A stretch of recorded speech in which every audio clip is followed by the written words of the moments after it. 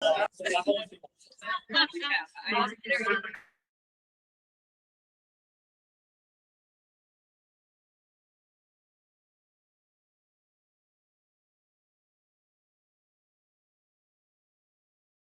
everybody.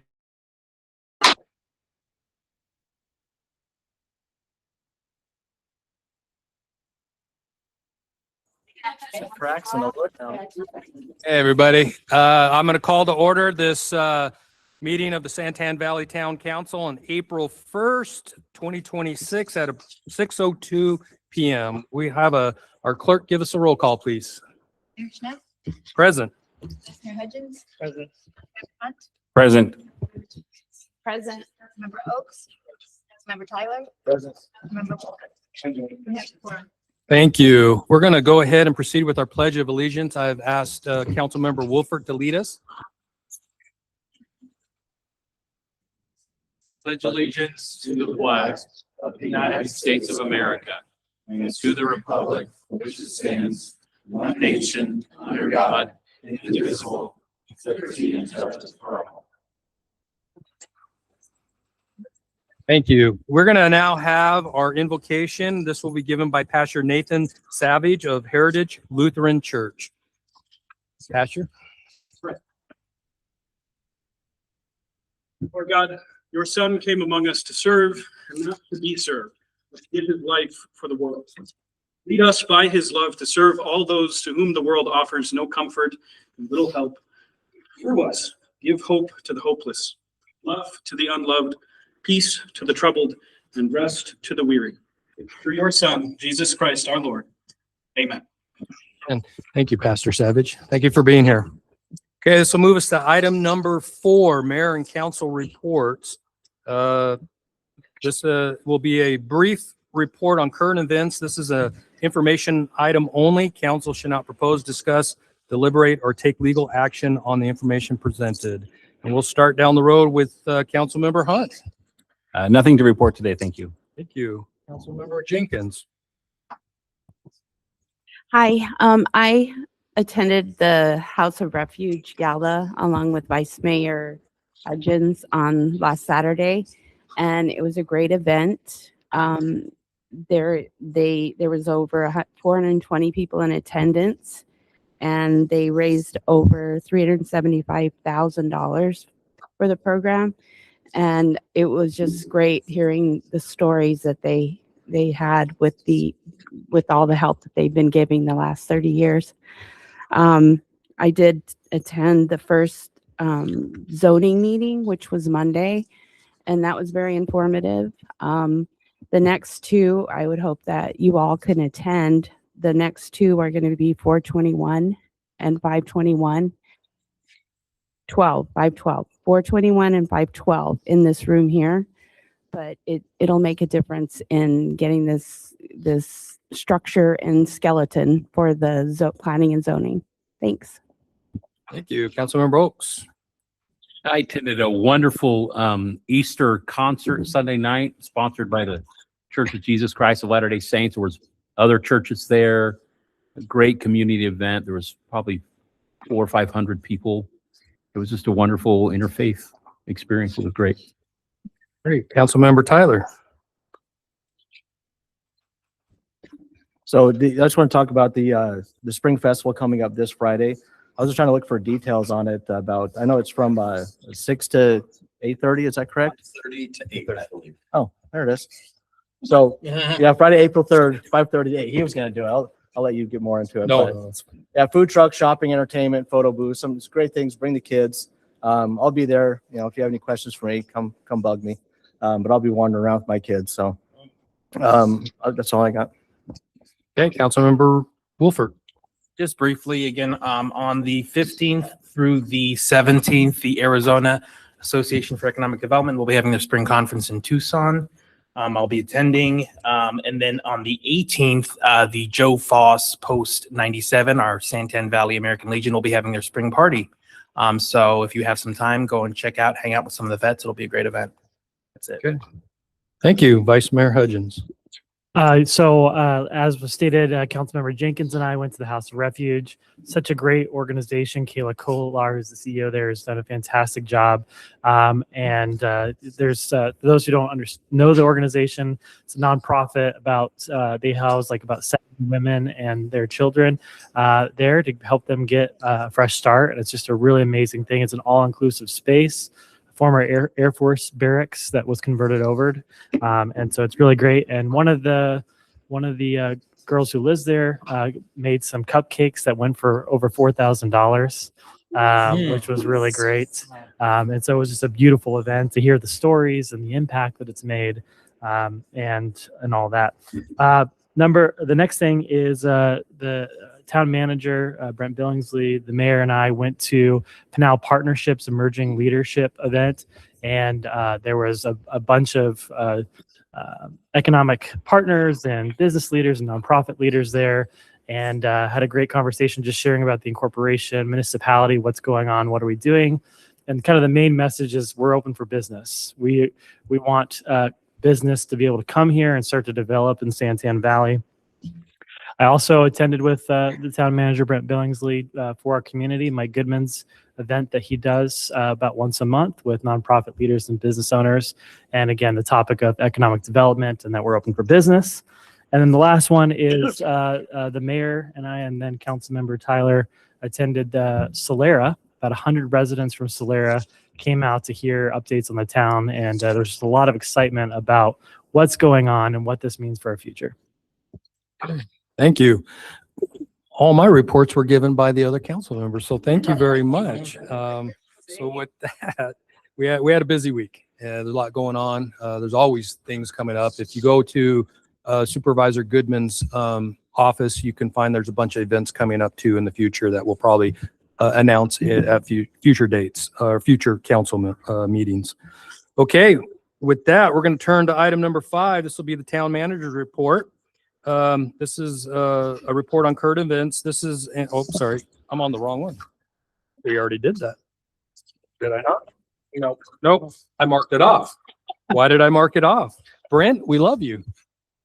Okay, the town manager may report on current events. This is an informational item only.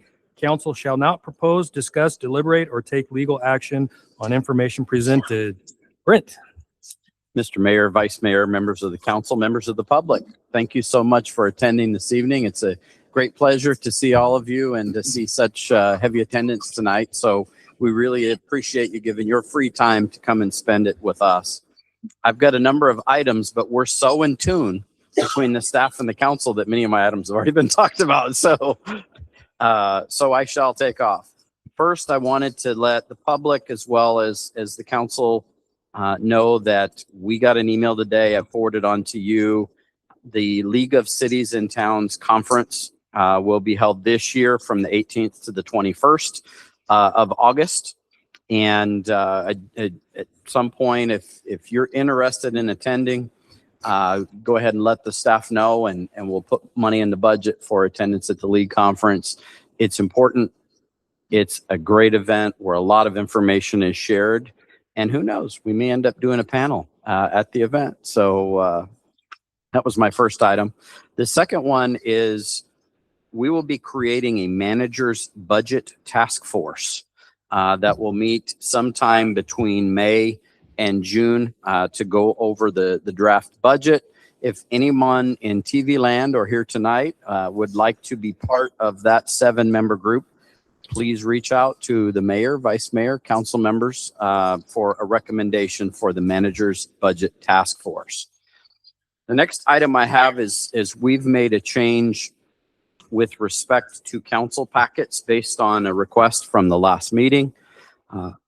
We are moving our timelines back. We're holding our pre-agenda meeting with the mayor and vice mayor now on Wednesdays instead of Fridays.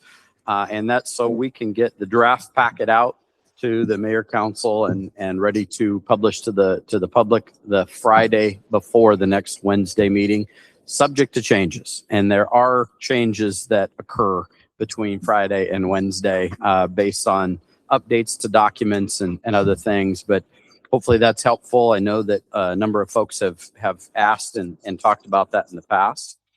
The next item that I have is I was made aware a couple of weeks ago. Where's Garrett? In the back. I was made aware that Rural Metro is implementing pieces of the agreement that they signed with the town of Santan Valley. Our new fire truck should arrive in the next couple of weeks. It's a ladder truck. If you've been driving around the community, you've probably noticed red engines instead of yellow engines. Those are the engines that and crews that are stationed in Santan Valley for Santan Valley. We also have a new pumper that I think just arrived with the custom cab here. And I think Garrett's truck's being repainted in red as well. So you'll know it's a Santan Valley fire engine. They're also making headway in terms of another fire station here in Santan Valley, and we're working with them with respect to that. As was mentioned by Councilmember Jenkins, our first zoning code public meeting was this Monday. Pretty well attended. I'd say 25 to 30 people. We filled this room on Monday. Good event. And we hope that all of you attend. As she mentioned, April 21st and May 12th, 6 p.m. This room, be here. The next item that I have is Robert, who is our IT director for the town, has been working on some requests that council had. One is to have a presence on social media. We now have a presence on social media. We are fully up and running on LinkedIn and Nextdoor. If you're wondering why we're not on Facebook, talk to him after the meeting because it's so complicated. I don't understand it, but you may understand it. It has something to do with record retention data to meet open meeting law requirements. And until we get other software in place to actually track comments and keep that data, we have to stay on some of these platforms that we can control the postings and the responses. But we are now on LinkedIn and Nextdoor. And I believe we had 856 hits on Nextdoor regarding the posting for the zoning code. Is that right? So we're up, we're running, and 856 people noticed the zoning meeting on Monday. So that's a really good thing. Also, with respect, I've got to put my glasses on, I'm sorry. With respect to website development, Dana, Gabe, Janet, all work together on a recommendation for how we do the website. They have met with vendors in terms of how we go about doing that, handling the content, interconnectivity, as well as the ability for us to do our own changes without coding with respect to the website. I believe you guys are looking at this time at Civic Plus. Is that correct? So we're working on website as well, and you'll probably see an item coming forward to a future council meeting.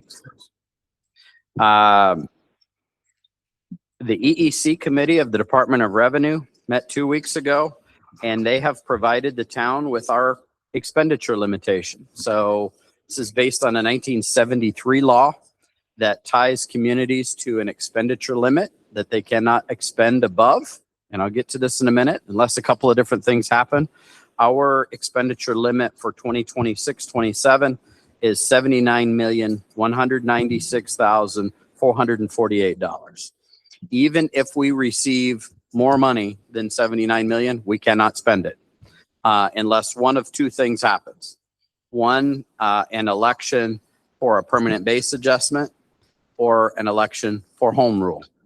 Staff has met with the pertinent state agencies, had conversations. We will be bringing forward to council May 7th, call for election for a permanent base adjustment so that we can set a funding amount and expenditure amount that more aligns with not only our operational budget, but our future capital expenditures. The difference between home rule and permanent base adjustment is when you set the limit, like Queen Creek's is set at 800 million. Once you set that, it's good forever until you're going to reach a point where you exceed that. The other option is called a home rule option, but a home rule option is only good for 3 years, and then you have to go back out to the electorate. And it's typically set at a lower amount, which is anticipated revenues for that community over that 3 or 4 year period. hopefully that's helpful information. I just wanted the public to know if you're interested. We're hoping to come back in May for a call for an election. The next item that I have is the development impact fee study.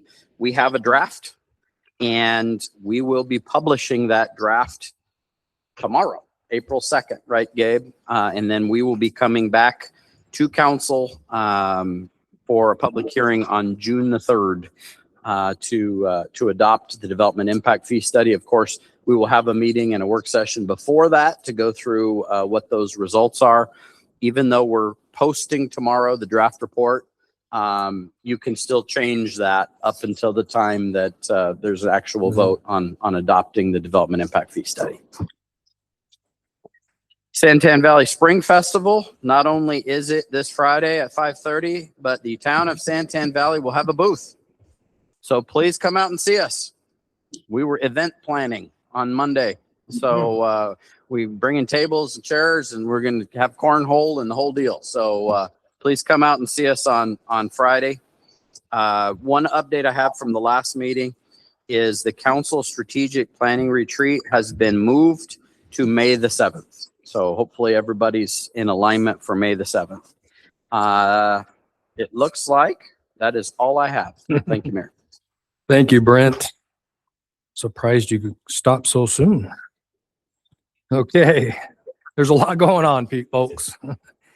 Okay, this is going to take us to item number 6 on the agenda. This is a presentation of mayoral proclamation recognizing April 11th through the 17th as Week of the Young Child. This proclamation serves to recognize the importance of early childhood education and to support and invest in the future of our community's youngest learners. Also present with us, Katrina Davini, correct? First Things First Pinal County Regional Specialist, and Cindy Alva, Regional Area Director. I'm going to go ahead and read in this proclamation right now. It says, declaring the week of April 11th through 17th, 2026 as Week of the Child in Santan Valley. Whereas all the Arizona children deserve access to quality early care and education environments. And whereas quality child care programs build children's lifelong learning skills during the critical years from birth to age 5.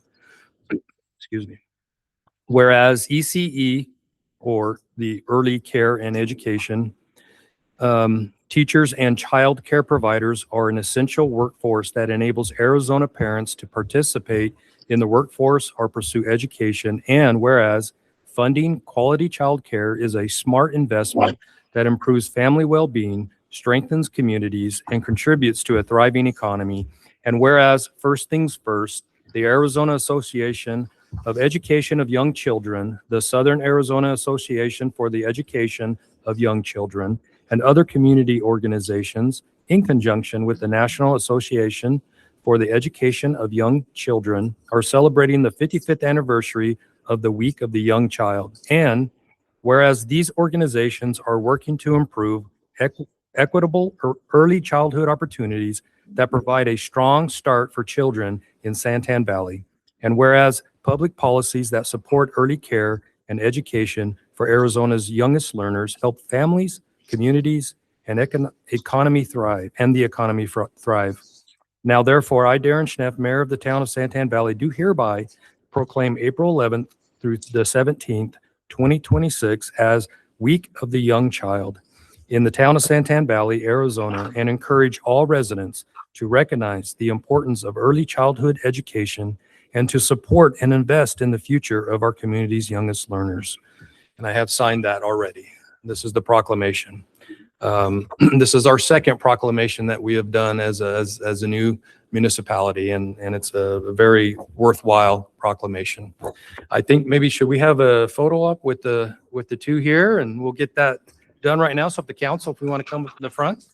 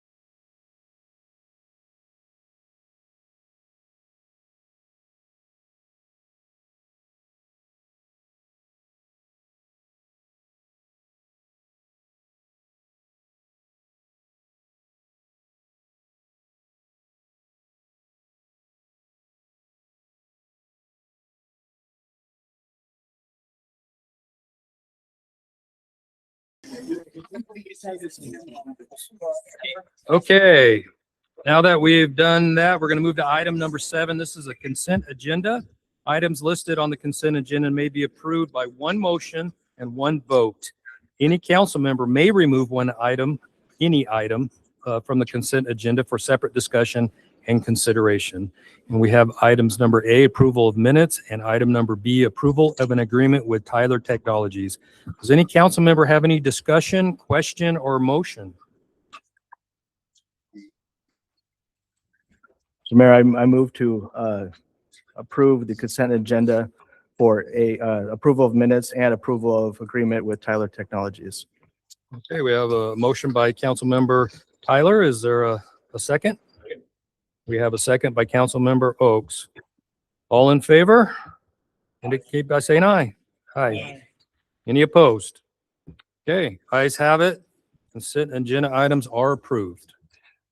Okay, now we'll go to action agenda. This is an approval, item number 8A. This is an approval of an employee health care benefits package. This is a presentation by Eric Johnson, presentation, discussion, and possible action to adopt a health care benefits package for employees of the town of Santan Valley. We may have council action afterwards. We can have Mr. Johnson come up. Right. Good evening, Mayor, Vice Mayor, and council members. Eric Johnson, I'm from GLJ, and hopefully you all can hear me. All right, there's an on button. Okay. So hopefully you got the executive package I had sent to you. Just talks about a little bit about what we did and what we're recommending. So after you boil it all down, I don't know if you want me to go through all the gritty details, but basically Every word. every word. All right, there's 24 pages in that packet. Start off on page 2. Yeah, I'm gonna have to gavel you. Basically, Blue Cross Blue Shield came in the most competitive. We're looking at a dual option on the medical, traditional PPO with a high deductible health plan.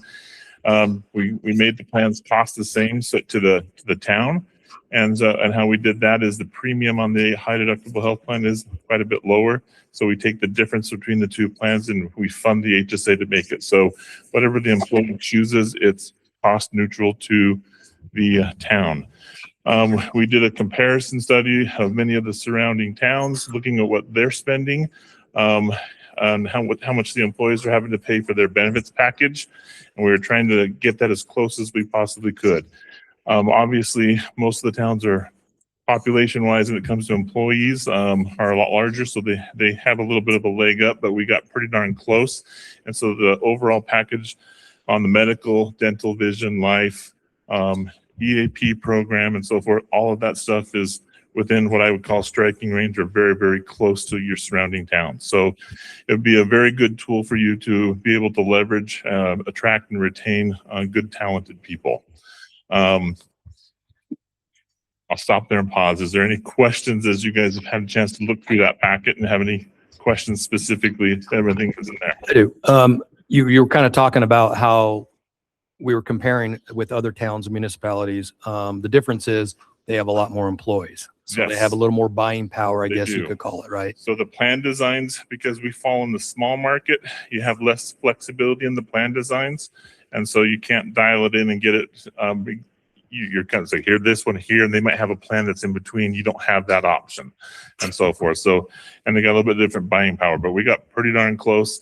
Your HSA plan is probably, would hold water against just about any other municipality in the area. It's the PPO plans can be a lot more difficult, and so forth. But with what we recommended in the funding and so forth, it closes that gap, and they're very good competitive plans. And it's giving them two different kind of options to Yes, go with. we didn't want to go with just one type of plan. We wanted to go with two different types of plans. So, because some people love HSAs, some people just don't like them no matter what.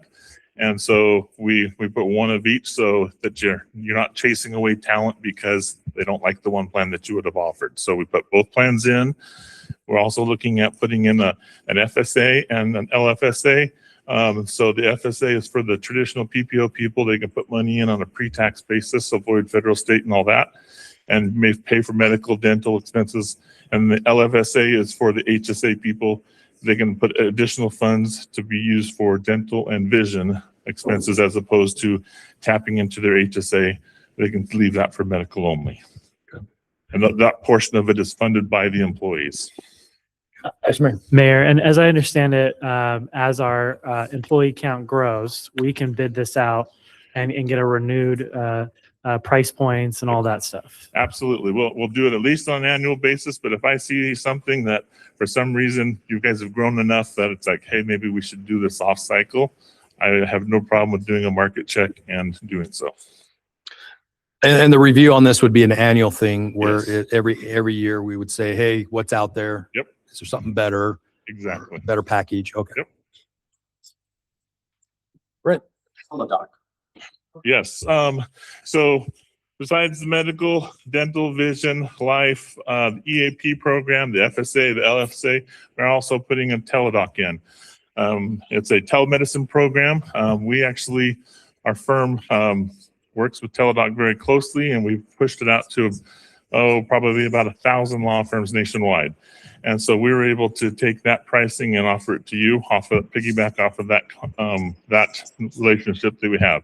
The telemedicine program is great for when your employees use it. Those claims don't go against your current medical plan. It's something the employees can use 24 hours a day, 7 days a week, 365 days a year.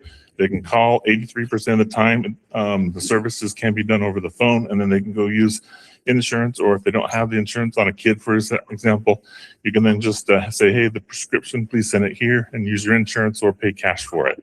But the actual visits talking to the doctor are no cost, and it does not hit your plan. It's a more affordable kind of version because isn't it also factored in our updating to see about different plans is how much we've used our plans too, that has a factor into it? Yep. I put it in all the different employer groups I possibly can. I show them that long-term, it actually will give you reporting and say how much in claims that you have avoided on a 12-month basis. And so that didn't hit your claim would actually affect your renewal. And so you can actually see how it pays for itself. Great. On the HSA portion, is the town doing any kind of matching or contributions? Yes. So they're going to be contributing. So for the lack of, if you looked at there's a page in there that shows if you put everybody on the PPO plan, it came out to be just over 10,000 a month. And there's a page that shows if everyone was on the HSA, it was about 8,500. That difference, we're taking that difference in premium and we fund that into based on employee only, employee spouse. There's different amounts per tier. So yes, they will be putting that in. So if someone takes the HSA, they will be getting additional money funded into it, whether or not they put money in at all, and then they can choose additional funds. And just to clarify, does everyone get the HSA or only those who participate on the high deductible plan? So the HSA is limited to those on the high deductible plan. That's Okay. by law, that's the only ones who can participate. That's why we put the FSA in. But that one is employee funded. Okay. That's the only way they can get that pre-tax account. With the EAP, it's great that there are employee contributions into that because I know that can be expensive. What do the employees get on the EAP? So the EAP program is the employee assistance program. If they need to use it, they have up to 6 face-to-face visits per issue. And so if someone is dealing with a family member with a drug problem, alcohol problem, they can actually reach out and set up times to go see the counselor, 6 face-to-face visits, and there's no additional cost to them for that. Marriage counseling, there's a whole list of just different Very types of robust. yes. Yeah. Yes. Okay. Grief counseling, if someone is dealing with loss of life, those types of things. So really, if an employee doesn't want to pay those high premiums or the high deductibles, the PPO is probably the better option for them, or not necessary. Okay. Maybe we're getting in the weeds here. Now you're getting where I'm biased because I personally love HSAs. HSAs, how do I say this and be politically correct? Thank you. So HSAs, so a lot of employers like to try and put in wellness programs. Wellness programs, they'll throw money at it, try and reward employees and so forth. An HSA is a plan where you're actually using people's kind of self-interest to control costs. And what I mean by that is when you fund their HSA account, there's money put into it. So the town will be putting money in. And so when they go to use medical, they'll find out that, hey, I can go to this doctor or this doctor, and this doctor costs, I have to use my money out of my HSA account. It costs me $100 here. This one costs me $70. I might go here and save myself some money. But when they're saving themselves money, they're also saving the plan money. And so people use the plan a little bit more correctly. When you're on a traditional PPO plan and you have just a flat copay, people don't ask those questions. They don't ask what it costs, and they will tend to go wherever they want. And so traditionally, an HSA high deductible health plan helps controls costs for employers and for the employees. And you're dangling that free money that you're funding into their account by putting that in there. That's what they're trying to protect, because if you get out there 10, 15, 20 years, that HSA account could have 30, 40,000. When they retire or they leave the town, they take it with them. Those are their dollars. And so they're protecting that nest egg. There's kind of a benefit there to them for doing Yes. it. And they do their due diligence to find out where the savings is of where they need to go for a doctor. Or a Exactly. visit. Got it. But the PPO plan still needs to be offered, because despite a high deductible and some of the good things it does do, some people just go, you know what, I want to be able to pay a copay, and I don't want to have to worrying about the variable costs, because one of the drawbacks to an HSA is sometimes you go to a doctor and it's $70 and they may have recontracted, now it's $75. So it can vary from physician to physician. Mm-hmm. And with the PPO, you know, hey, if I'm going in, it's $20 every time I go. And so it's kind of Okay. how it works. Any comments, questions? I got it. Thank you. Yeah, because just a question on the cost. So the HSA monthly cost is $85.17, and that's what's costing the town per person who's on that plan. So which page are you on? I'm on the breakdown with all of the costs. The spreadsheet. I don't know, what page is this? I don't know. Is it on the medical page? Blue Cross Blue Shield of Arizona medical plan summary with the HSA on the right and the PPO on the left. Okay. And you talked about the cost being $10,685 for the PPO and then $85.17 for the HSA. Mhm. That's the monthly cost to the town Correct. per person. No, that's above that, you'll see the census, and we have about 7 people enrolled. So it's 2, 3, 1, and 1 in each one of those tiers. So, Oh, I see. Yeah. Okay. So that Gotcha. monthly cost is so when we took a census of the group and those asked, if we put all the employees in that plan, that's what would be $10,680 a month for all 7 of those employees, or the HSA if they all went that way. So when we offer both, the cost will land somewhere between there, depending on, technically it won't, it'll actually come out to be that 1068 because we funded the difference if everybody went on the HSA. That's how we funded the HSAs. Down in the bottom right-hand corner, you'll see that an employee will get $143 a month in contributions. Employee spouse will get $249 because that's the premium difference between those age groups. Okay. So with this cost now, what about someone who decides to waive the coverage? Is there an advantage to the person for saving money into the plan? No. So if they Okay. waive it and they would stay on a spouse's plan, that's not something I would do. And if the town wanted to provide some sort of a stipend, but when you're trying to first start up and you only have 7, 8 employees, you're really hoping that everyone buys in, because if this changes drastically, then the carriers will change the rates based on enrollment. So this was kind of a poll of how we believe people will enroll, and this is what was put out to market. So if I'm reading now, I'm also looking at the cost for the employee themselves, like the monthly premium. So you're looking just below that. You're looking at employee cost. Now these are annual costs. Employee for the PPO is $375.60. Yeah, those are the costs. So if you go one page beforehand, Yeah. you'll see this is actually the brochure, that's the trifold brochure, right? And you'll actually see the per pay period deductions listed under each product. So if you're looking at the HSA, it's for the employee, there's no cost on there. For the employee spouse, it's $92.88 a pay period. The family would be $170.28. If you switch over to the PPO for employee only, it's $7.82 a pay period. Follow me? Oh, there it is. Okay. Sorry. I'm trying to find. Yeah, you have to I got it sideways rotate here. it. It doesn't fit. Okay. Cost you pay per paycheck, $782 for the PPO plan for employee only, For family, it's 258.90 per paycheck. Yep. And then if you're looking at the high deductible, let's see, where am I looking at? That's the PPO. The HSA plus 3,400, that's Yep. our high deductible plan. Yep. So someone who does that one, if they do employee only, they're looking at zero cost per paycheck. Right. And they can then cover family up to 170.28 per paycheck Figure. for family coverage. Yep. Okay. Got it. Okay. Just trying to break down costs. And Yeah, the other one was actually annualized costs to the employee or the employer, I believe, if I remember right. So Okay. All right. Thank you. if you go one other page on that brochure, just, for education materials, you'll see a QR code. If you take your phone and you snap on that, it'll actually take you a video, and it has a video presentation that the employees can watch and learn about their benefits. Just so you know. Okay. Also, the way I understand it too, we went out to multiple companies Yeah. who came back with prices, and I understand this was the cheapest of all of them. How much significantly less was this than So the some of next the others? closest, so for the HSA, it was about 8,500 if all seven went on it. The next closest was Aetna, and it was about 9,800. So there's about a $1,200-$1,300 difference per month. And then their out-of-pocket costs were actually about $900 higher. So where this plan here, your worst case scenario, you run up a $100,000 claim, the employee could be out $6,000 total. On Aetna's, it would have been $6,900. And so when you weight, so it's not just pricing, but it's also weighting the benefits and how much exposure the employees have. And Blue Cross actually scored higher in all categories. It was not on the lowest cost, but it was actually the plan designs that was of the better ones of all the others that are presented in the packet. So we also went to the pools like Cobalt, AHP, EMI.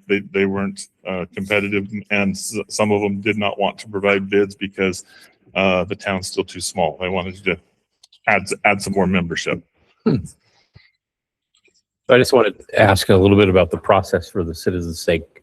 So as you did this, have we made a decision yet? Here tonight. Okay. But did you consult with the town manager and? Oh, yes. Yeah. So as I take it to market, I get everything back. I come back in and I show different plan designs from every single carrier. I try and match them up with some of the towns close by so they can kind of a baseline so that you're trying to pick plan designs close to them, and then the cost. And so we had some pretty in-depth discussions. We're looking at possibly doing an HSA only at first, and then we decided, hey, let's go with two plans. So let's cover both bases when you're trying to attract and retain employees and so forth. So, but yeah, we weighted everything. We also look at network access to doctors because that's very important. You're kind of rural Arizona, but most of you will still travel a little bit in to see doctors and so forth. So we wanted to make sure we were choosing networks that had a lot of doctors here in the East Valley as opposed to Right. having to go all the way to Phoenix. So my question was, there's employee and town management verification as well as council review in the process. Yes. Yeah, Brent. Oh, I was sorry. Yes, sir. We actually had two separate meetings. The first one was a meeting with Eric where he was able to share, I don't know how many pages of material you provided us, This but it is was, slimmed down. it was a big packet of everything that he received, including the stuff that was outrageous. What I learned in the process is it's tremendously difficult if you don't have more than 10 employees. So Eric was able to convince them that in short order, we'll have more than 10 employees to be competitive. We went through, and it wasn't just me, it was all the employees of the town and Alan. We all went through that presentation, and Eric made his recommendations. We had a lot of discussion about that. In terms of, I think there ended up being 4 different options that we looked at. We ended up choosing one of the options that was provided as the lowest cost, best coverage. And then we had a second meeting because a couple of things changed, including the EAP vendor. And was it dental or vision? It was, well, We wanted to bundle, and we Yes, thought we we could save chose some the- money from bundling, so but we we found chose- out we we were weren't look- saving yeah. money. yeah, we were leaning towards a different carrier on the life, but then we were able to bundle with MetLife and we do the dental, vision, and the life and actually get a little bit better by bundling. So yeah, we made a recommendation and then we reconsidered that recommendation based on further research. So that's how we got here. I was just gonna say, great job on this, and this is cheaper when I pay in the private sector, so I'm a little jealous. I need a job.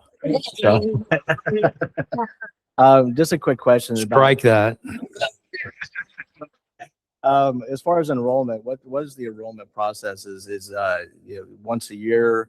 Can they pull out? What are the terms on enrollment for the town? So we'll be putting in a section 125, which allows the employees to pay any portion that they pay for is on a pre-tax, so they avoid federal, state, and payroll taxes.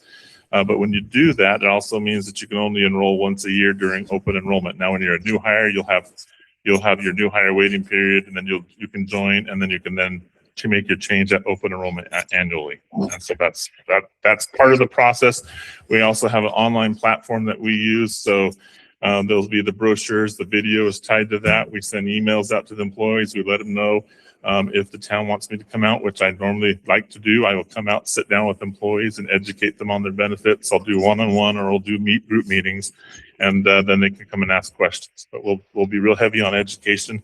I believe that employers that spend a little time educating employees how to use benefits, we use them more effectively without wasting dollars, because I think employees who don't understand health insurance will often go straight to certain doctors, and they're wasting their time and their money and the plan's money when they're going to the wrong type of doctor when they think it's something else, when they could have gone and been steered a little bit differently on the front side. And so that happens during that education process. Any other questions before we proceed? Okay, Eric. All right. Well, thanks everybody. Was that it? That's You didn't have more? If you want more, I can give you more, but be careful what you No. ask for.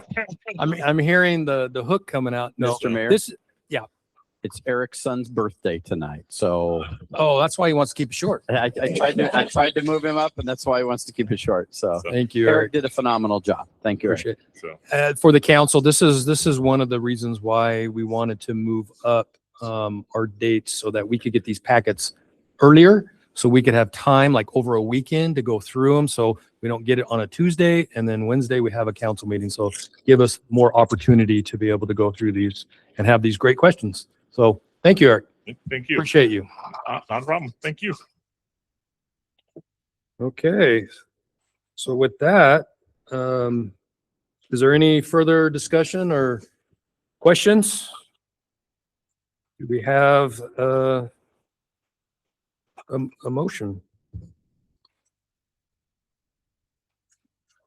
Mayor, I move to approve agenda item 8A, authorizing the town of Santan Valley to establish a comprehensive employee health care benefits package, approve employer contribution levels toward employee benefit premiums, and authorize the designated agent to execute all agreements and related documents necessary to provide benefits to town employees. Okay, we have a motion. Is there a second? Is that a second? Yeah. Okay, Councilmember Oaks. Any further discussion before a vote? Okay, hearing none. All in favor of approving an employee health care benefits package, please indicate by saying aye.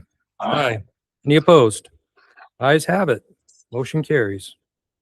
Okay, this will move us to item number 9. This is a legislative 9A, legislative update from the town manager. This will be update on legislation matters affecting the town and discuss any relevant development during the current legislation session. Council discussion may follow. No council action will be taken. Brent. Mr. Mayor, members of the council, welcome to our biweekly legislative report. Legislature's done with committee meetings, so this is where things get really interesting. I had 3 legislative calls on Monday, and my first call on Monday, I found out that there were 4 striker bills that were dropped Friday afternoon at 4 p.m. Of course. I won't bore you with all of them, but just so the public understands, a striker, and I'll explain it here in a minute, is a bill that may have been on a completely different topic that probably went through either the House or the Senate to the opposing chamber, and then all the language gets struck and other language on a different topic gets inserted. And it's really kind of crazy when you go on the website, because it still has the language from the other bill. So the first one that I have to talk about tonight is called HCR 2016. And if you go on the website for the legislature, it will say voting centers and precinct voting. That's not at all what it is. It is a striker bill that we had discussed many times before, HCR 2052 and House Bill 2030, which both didn't make it out of the House. Well, now it's in the Senate, and it's called voting centers and precinct voting. But what it really is the rates, taxes, fees bill to do a moratorium until 2030 on increasing fees. The good news with respect to this bill is Senator Shope helped us get language inserted. Essentially, our argument as a town was, how can you freeze us and not allow us to increase fees, taxes, et cetera, when we don't have any? So he was able to do an amendment that essentially gives us one bite at the apple. So we will consider that when we go through and approve our fee study, when we approve our model city tax code.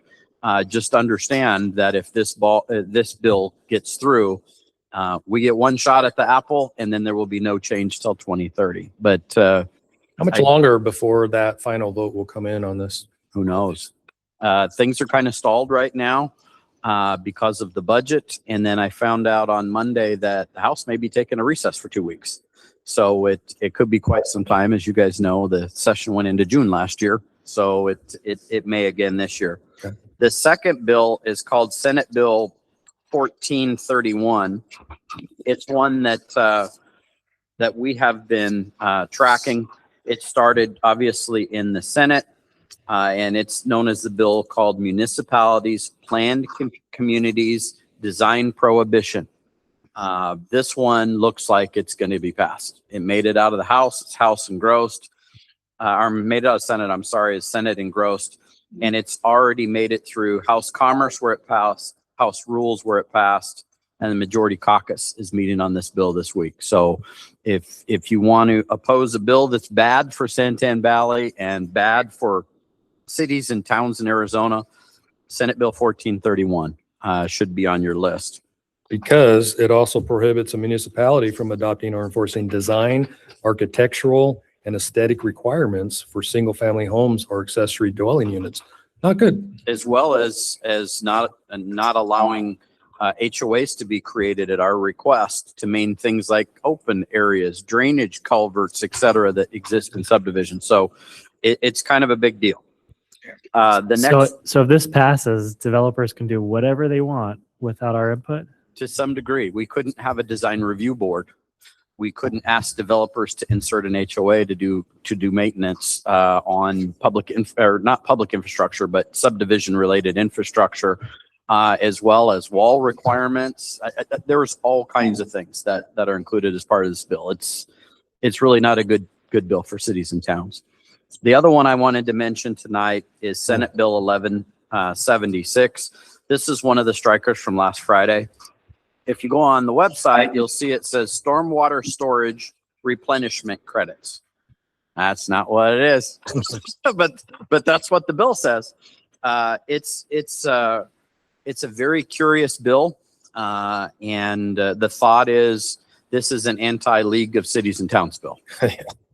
Essentially, what the bill does, its title is Lobbying Authorization for Cities, Towns, and Counties Prohibition.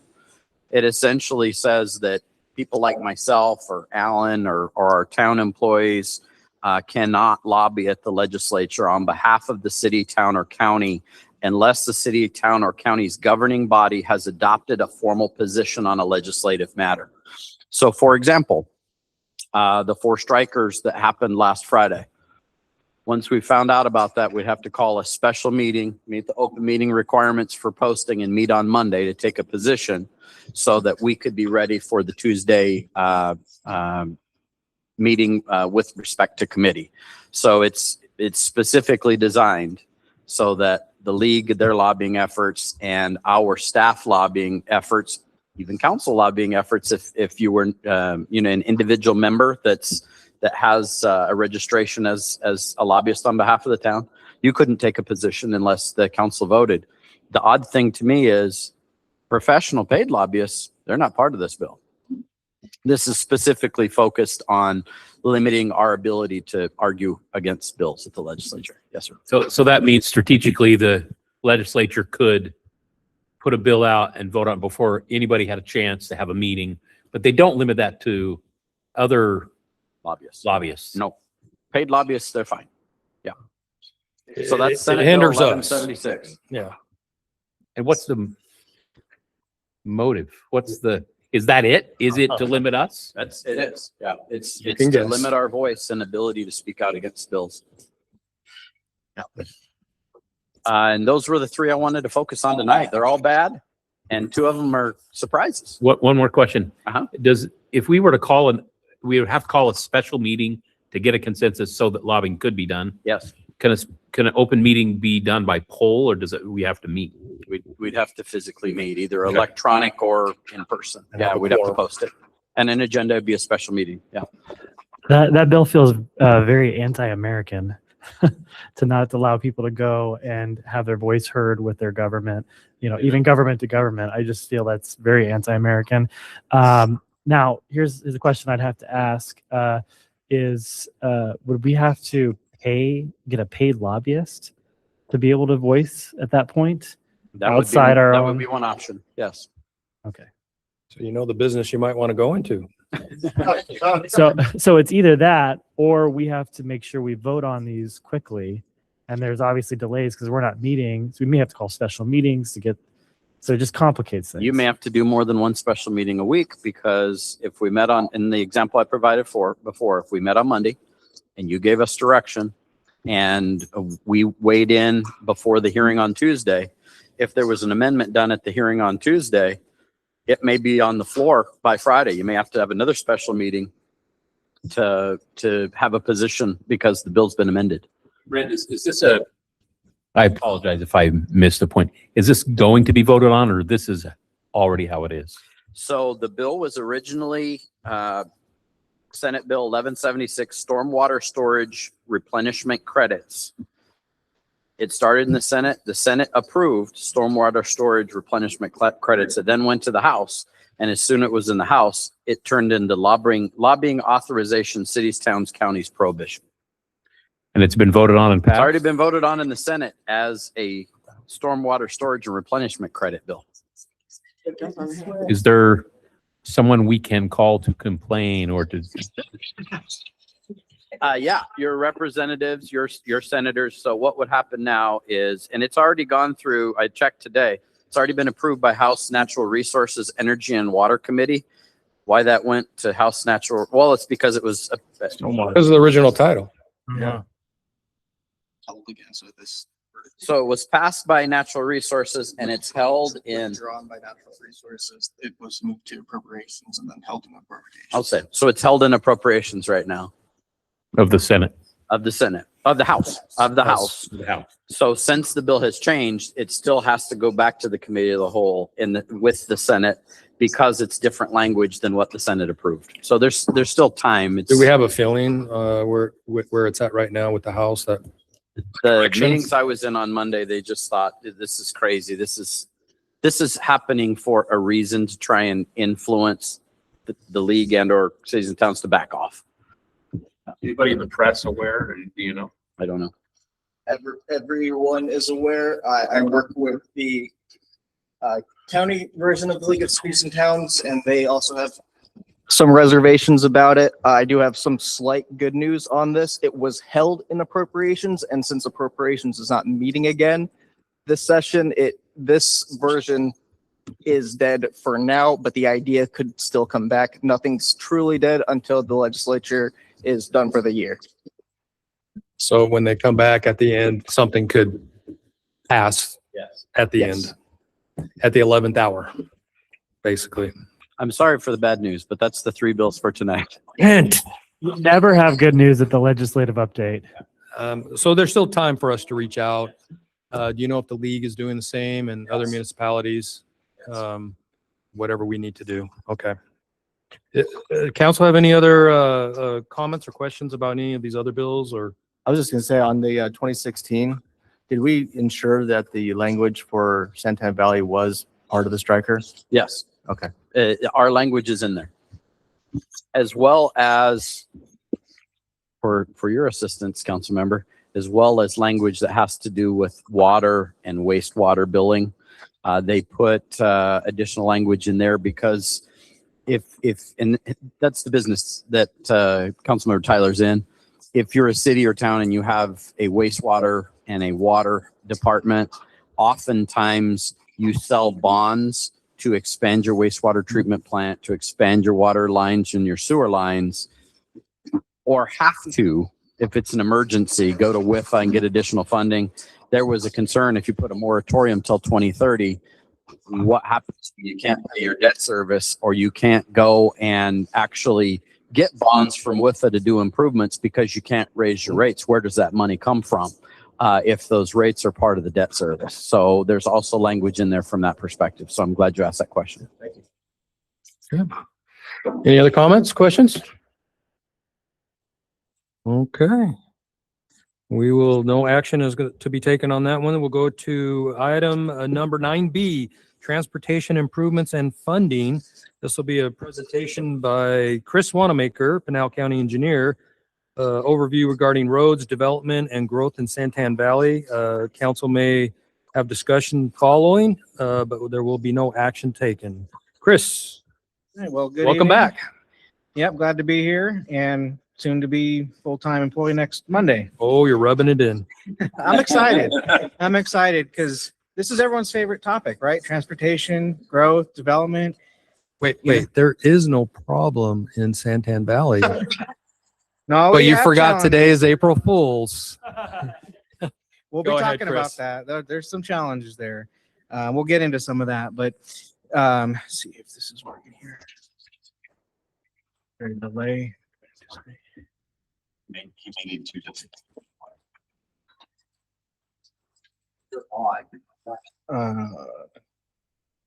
Oh, okay. The IT. There we go. Oh, now it's going crazy. All right. So with this presentation, I really want to talk about a whole bunch of things related to growth and roadways and improvements and development. So we'll be talking about what can we require developers to do. We can talk about impacts of development and how we handle that, impact fees, and then I'm going to try to answer some of the complicated questions that have been asked in the past. You know, how did we get here? Where do we go from here? Can we stop development? Those kinds of questions. We'll get into that as we get into this presentation. So in Arizona, we have this, what we call growth pays for growth philosophy, where we do everything we can. We try to make sure that when growth comes in, new development, that it pays for its impacts. And that's done through a number of means, which primarily was be our impact fees, and then upfront direct investments by developers as a result of quantifiable impacts. So the primary goal of this kind of growth management philosophy is to ensure that development does not result in higher costs for existing residents, right? We want the new development coming in to pay for what they're creating, right? But that doesn't always work that way. And we'll talk about that a little bit later. So when you ask the questions, what can we require a developer to do? Well, any requirement you put on a developer is called an exaction. So there are illegal or legal exactions. Again, these are requirements. If you're telling a developer you have to build this road as a condition of approval, that's an exaction, right? So things like utility improvements, dedications of right-of-way, even putting in community amenities, those are exactions, right? But how do we know if we've asked too much, right? There's a limit to how much we can require development to do. So the limit is really determined by these 4 U.S. Supreme Court cases. So the first case, and I'll ask Alan to jump in if I miss anything here, is Nolan versus California Coastal Commission. So what this case basically came up with was any exaction that you require of a developer has to have what's called an essential nexus between what you're requiring them to do and what they want to do, right? So there has to be this connection. You can't ask a developer to build a city hall 5 miles away. There's no connection between what they're doing and their impacts and what you're asking them to do. So there has to be some kind of a connection between the requirement and what they're proposing to do. The other primary U.S. Supreme Court case was Dolan versus City of Tigard. So what that case was about was the requirement must be roughly proportional to the development's impact. So if the development is adding 1,000 more cars to the road, the improvements to the road must only be to accommodate those extra 1,000 cars. If you try to ask or require things beyond that, then you're no longer proportional. So then that gets into illegal territory. Then we have two other cases, the Kuntz versus St. Johns River Water District. Basically what that case was about is fees, your impact fees are also considered exactions, and they must meet the proportionality and essential nexus tests. And also, again, the Sheets case, which was a recent case out of California, same thing. Your impact fees are subject to that same level of scrutiny. So those four cases basically limit how much we can require development to do. Yes. Those last two cases that he discussed are primary examples of why our development impact fee study is so important. Having a professional study that meets ARS statutes, that shows real need and demand for regional improvements and creates an essential nexus for the ability to ask for funds with respect to the impact provided by a development. That last case, which came out of El Dorado County, California, they charged a fee to a gentleman who was bringing in a mobile home onto his lot, but they did not have a study that created the essential nexus and proved what the incremental impact of him constructing is. So there's a bunch of other houses on the street. They didn't charge them a fee, but the time when he came in to develop, they charged him a fee to be able to expand the regional road. It went all the way to the U.S. Supreme Court and they lost. So that's— Isn't that the Nolan Dolan? It harkens back to Nolan Dolan, but the Sheets case is exceptionally scary. The entire state of Arizona, and it should be the entire nation, is very concerned because stepping away from development impact fees for a moment and just talking about stipulations, and you're very familiar with this in terms of a zoning approval, developer comes in, buys 640 acres, wants to build 1,000 homes on that 640 acres, and say it has a regional route that goes through the middle of it. The first thing that we've typically done through history here in Arizona is, okay, you're going to give us 150 feet for this road through your subdivision.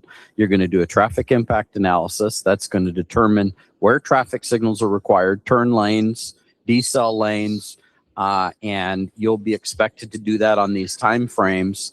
The challenge is now that case was so broad, at least when we were both at the county, the thought was you may be able to ask for improvements based on the TIA, but you cannot ask for 150 feet of right of way because that's a regional route going through that subdivision, and a collector road would carry the traffic necessary for this subdivision. Who cares about the people to the north? Who cares about the people to the south? So that puts you in a position where the county has to buy that additional right away at fair market value because you cannot ask for the exaction from the developer. So it complicates things. And it's, when we went to our attorneys and asked for advice after the El Dorado County case came out, or the Sheets case, the first thing they told us is have your diff study, have it done well, include all the projects that are necessary in terms of regional improvements, justify that through the IIP. That's your best protection. So that's why when I came here as your town manager, one of the first things I started on was the development impact fee study. So hope that's helpful. So can I ask a question? Yeah. So the accumulative effect of multiple developments, some of those rules exclude our ability to ask the developer for more money to widen the road and put stoplights at the beginning end of 5 different developments. Right. So what I'll get into here, so there's the impact fees, which pay for those regional improvements like you're talking about.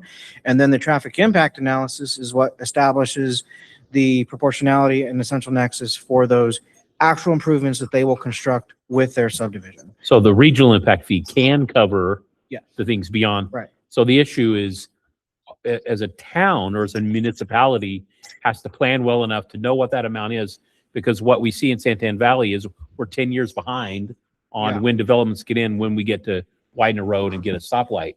Right. Correct? Yeah. And so I have some slides on impact fees, and that's one of the challenges with impact fees is you have to accumulate the money slowly. You know, it's paid every time a home is permitted, right? It could be, 5,000 or 10,000 or whatever the fee is per home. That doesn't get you a road. So you need to let that accumulate up to several $1,000,000 to then be able to actually build something. So you could effectively have a subdivision completed, people moved in with no road to get there because you don't have the money yet. Because So we have Yeah. control during the subdivision process, tentative plat, final plat, the traffic impact analysis, to stipulate a phasing of improvements to handle the impact of the individual subdivision on the property of the 640 acres, like I talked about, the developer's property. We actually have control to make sure that they have improvements in place for their subdivision before they can start selling houses and people moving in. The problem with development impact fees is the timing of when the fees are collected are after, the impacts are already starting, Right. because those impact fees are collected during the actual building permit process before the certificate of occupancy. So you're getting the money for the house when the house is being occupied, not before the house is occupied. So you're always in the rears from a funding standpoint. So that makes sense. I understand that. But so if, let's say you have 5,000 homes approved in the plan, right?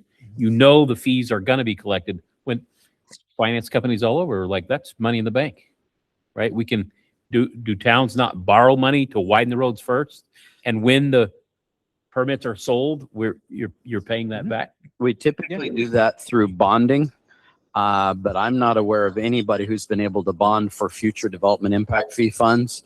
We can bond on future highway user fund revenues. We can bond on future vehicle license tax revenues. We could bond on future revenues from construction sales tax. Those are all things that cities, towns, counties, the state does. That's how most of the freeways were built in Phoenix, is based on bonding from future revenues on a 0.5-cent sales tax.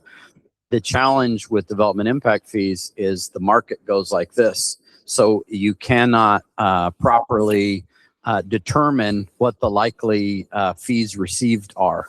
And so that's the challenge there. Because the builder may stop building at Right. some point, Which I saw happen in 2008, 2009, Sure. 2010.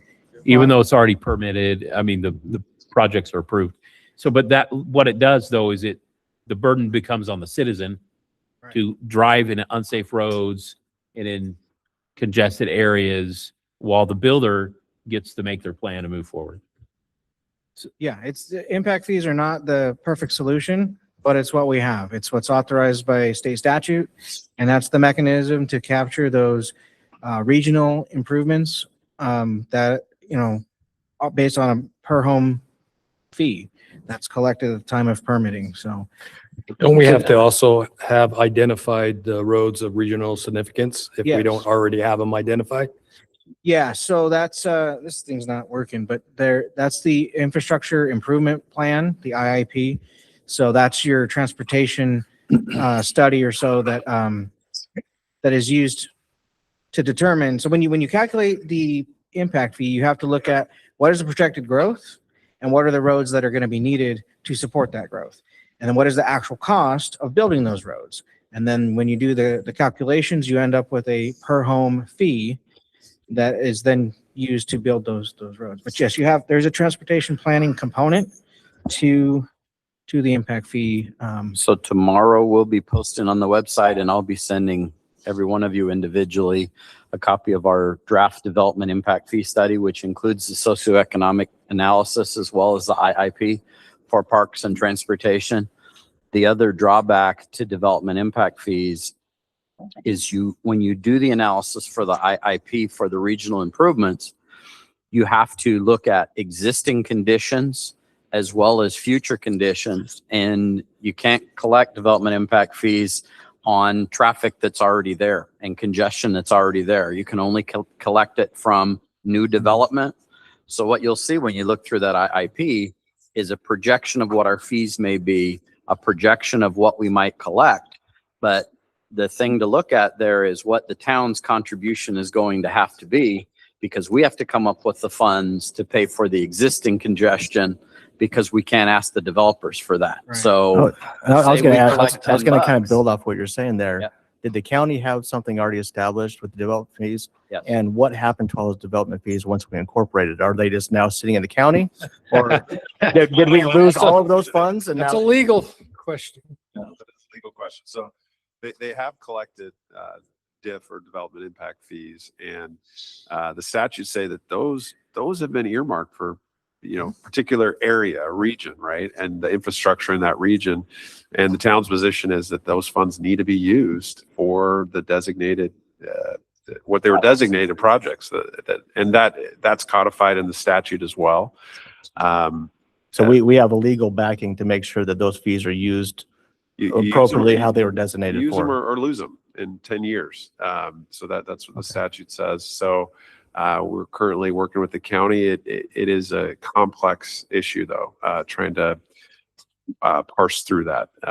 The fees that have been collected, what remains outstanding to be done, what's the unfunded portion that, that the county was going to pay for now that we're looking at that as well. So a lot of moving parts, but yes, to answer your question, if they've been collected, our position, and we believe it's supported by the statute, is that money should be spent here. On our Right. roads. And they will Ongoing be. conversations. So yeah, because working at the county, we do manage the impact fees that have been collected for this area. And they will be spent on projects in this area. Those are the discussions that we're having. The kind of unknown is what happens after July 1st and what happens if there's remaining funds. So those are some unanswered questions we still got to work on. But there are many projects in the county's infrastructure improvement plan for Santan Valley that will get improved with the remaining funds. Should we have to stop collecting on July 1st? Is Skyline part of that, or is that Yeah. a separate, is that part of the project? Yeah, so Bringing it up to Gansel. Right, that's a impact fee project. There's gonna be some future traffic signals added on the impact fee roads that'll be coming as well. So, What's the questions that are outstanding as far as after July 1st? I mean, so either that they got to use it and do it, lose it, or send it to the town for us to. yeah, How's that gonna work? it's kind of like that. Like, how is it administered? Do we give it to does the county give it to the town to then use, or can we continue collecting because it's still the same area and there's through some sort of agreement that we would have with the town or something or not? And there's implications about like the projects themselves being in another jurisdiction, right? Because typically a county impact fee plan shouldn't be used on projects inside municipalities, right? Because the city has their own plan, right? Yeah, And we are veering into some subjects that might be discussed further in executive session. I was going to say that some of this is probably getting into a legal aspect of conversation. Just one last question. I apologize. So because it's the most frequent question from citizens to council members, to me, I want to just dumb it down for myself. When a citizen says to me, gosh, what are you guys going to do? My response is, well, it's going to take us 8 years to collect enough impact fees to widen your road. Is that the correct response? Well, there's a lot more to that. So that's kind of my last slide where, where do we go from here? So we've talked a lot about impact fees. That's going to be one of the most important things, but there's a lot of grants out there available for roadway improvements. There's a lot of money available through MAG, through ADOT, through federal highways. And now that we're a town, and now we have a voice, we're going to be able to get grants a lot easier than what the county's been able to do. But that a lot of that hinges on doing a transportation plan. So we don't actually have a comprehensive, detailed, modern transportation plan for Santan Valley. What we have right now is this. This is the 2008, almost 20 years old, what we call the RISRAM plan, which RISRAM stands for Regionally Significant Routes for Safety and Mobility. But as you can see, this is a county-wide plan. And this only looks at roadways of a major arterial classification and above. So these are roads on a 2-mile grid. So this does not account for the many nuances of the town itself. You know, a transportation plan should be detailed, include major and minor arterials, and even major collector roads as well. And as you can see, 2008, lots changed since then. So going back to here, transportation plan is going to be essential for setting the town in the right direction, for not only for prioritizing what roads do we do first, where should we focus our money, but also getting those grants. Because one of the first questions that the agencies will ask when you apply for a grant is this project on your 5-year plan? Is it on a transportation plan? And if you say no, you're not going to get the money. So there's a lot of opportunity out there for grants. But yeah, that's going to be the biggest way we're going to have to fund the roads. And of course, with the sales tax, you can use some of that money to pay for roadway improvements as well. So to clarify, that's the correct answer, unless we get grants and unless we decide to budget it and do it ourselves. Right. And I heard we hired this great engineer that's going to get a plan going. Yeah, I'm gonna try. Yeah, we're gonna start right away. The transportation plan is one of the most important things that a city needs to have, and then it goes into the general plan that the city needs to have in the future, and it needs to be something that is detailed, that takes into account neighborhoods and where people access onto our arterial roadways, and again, that's going to set the trajectory for those roadway improvements in the future. So grant funding's really essential. Is that something, and maybe the manager can speak to this, that we would hire a grant writer for? Is that staff would do that as part of their job? It depends on the type of grant. So for example, ADOT has a program that we will apply for. That's essentially a grant to do a regional transportation plan. And that's how our regional transportation plan will likely be funded. It's a once-a-year grant application. Chris has been through it before. That's something we'll handle in-house. Funds through MAG or CAG, those types of entities. That's something that we'll handle in-house. If we decide to go after, and I know the mayor's received a couple of them recently, if we decide to go after federal grants, like Tiger grants and those types of things, those are the kind of projects where you probably hire a professional federal grant writer to write those. And the reason I say the mayor's aware is Mesa asked him for a letter of support and Queen Creek asked him for 2 letters of support. And we're going to be asking them when it's our turn. That's right, for federal grants for projects. So some of them we'll handle in-house. Some of those, it probably makes sense to hire a federal grant professional. Right. The federal grants are highly competitive, and you really need to have a standout application and all your data to support the project and benefit cost ratios. So there's a lot to it. But preceding that, don't we need to have the transportation Right.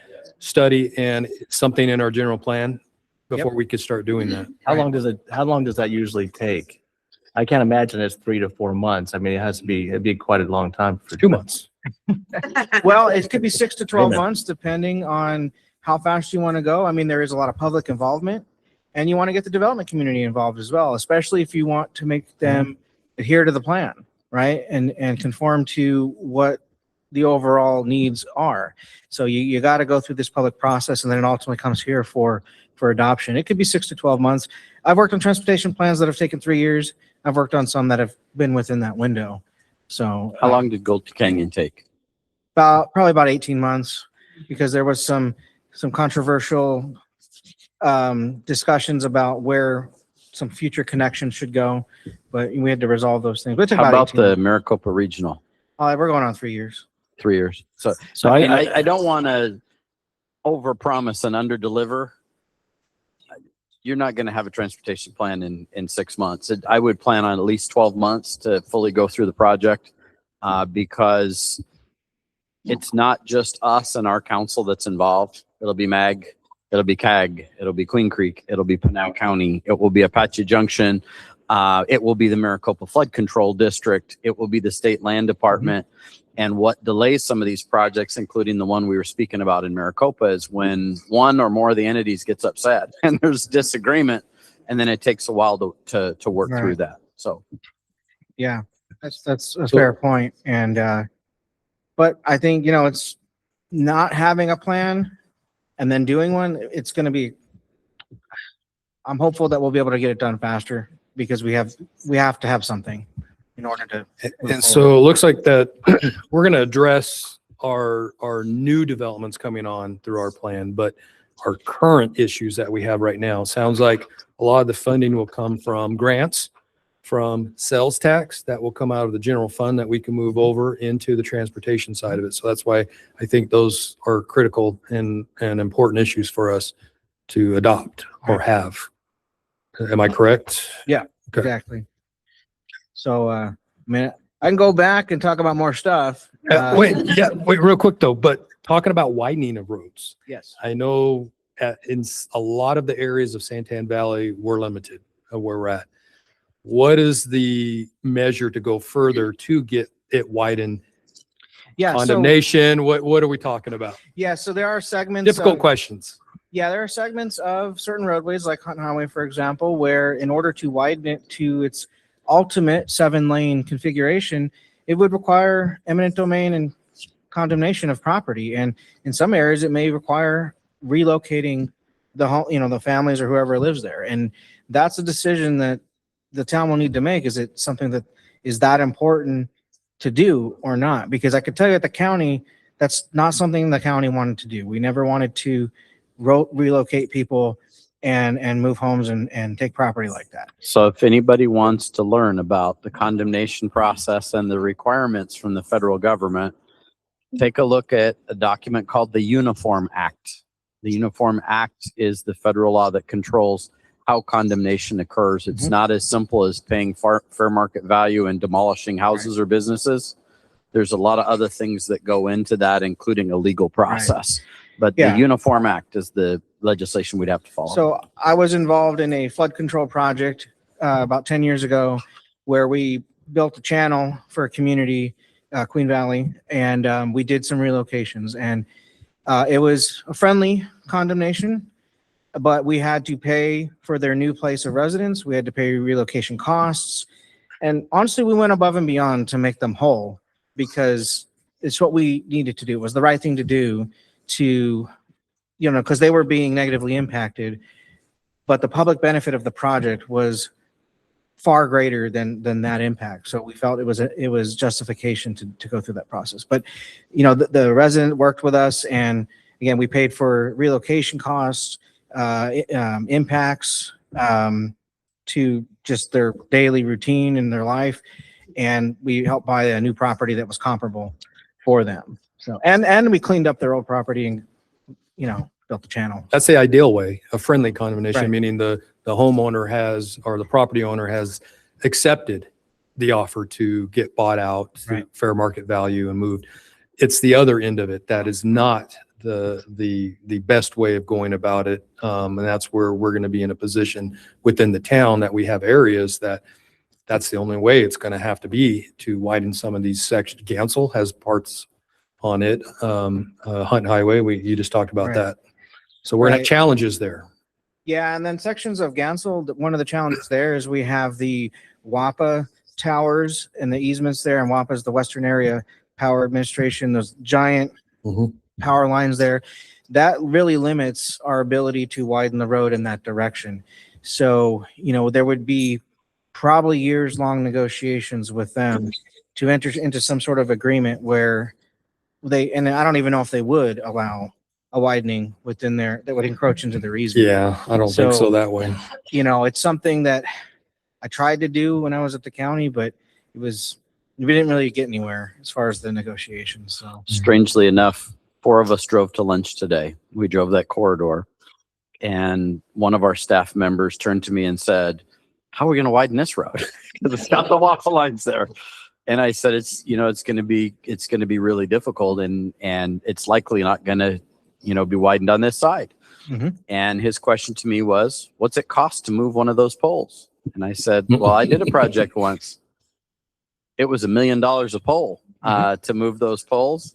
And that project was done in about 2010 or 2011. So you can imagine it's no longer $1 million a pole. right. And there's multiple poles. Oh, many. Yep. And the only other option would be go to the other side of the road where now you're dealing with the condemnation of right. either friendly or unfriendly. And that's the interest. So this expectations have to be out there that there's certain areas that we can address and certain areas that are going to be very challenging or we can't. Yeah, and all of these questions will be part of the transportation planning process as well, because it may be more cost effective to build an alternate road somewhere else, another new connection, for example. That might be a more efficient use of the limited funds we have to have the greatest benefit to the community, right? So widening isn't always the answer. Maybe someday we have to get there. Maybe it is the answer, but these types of things will be analyzed in that transportation planning, the process of developing, because the plan will be data driven, real data, the most modern traffic simulation models they have, and put all the development in there, projected growth, as much detail as we can, and then we'll look at alternatives and various scenarios to come up with the best possible way to improve traffic. So that what Chris just brought up is a perfect example of the Central Arizona Parkway. Yeah. That was exactly that. You start looking at the north-south roads that exist between Apache Junction and Florence, and you realize the limitations that they have. You understand the 505, or what we refer to as the north-south corridor, and the benefit that it could have. But the likelihood of it being built in my lifetime is probably not great. So County, Queen Creek, Apache Junction, Florence, everybody working together on that Central Arizona Parkway is exactly that. How do we build a high capacity corridor in areas that are, for the most part, not developed at this time, as well as the extension of the 24. We're going to have to build strong partnerships with Apache Junction, Queen Creek, Florence, Pinal County, to go after state and federal funds, which, by the way, there were millions of dollars set aside by the legislature 3 legislative sessions ago for extending the 24 and the first phase of the CAP Parkway that in the next legislative session were taken back. 34 million, I think.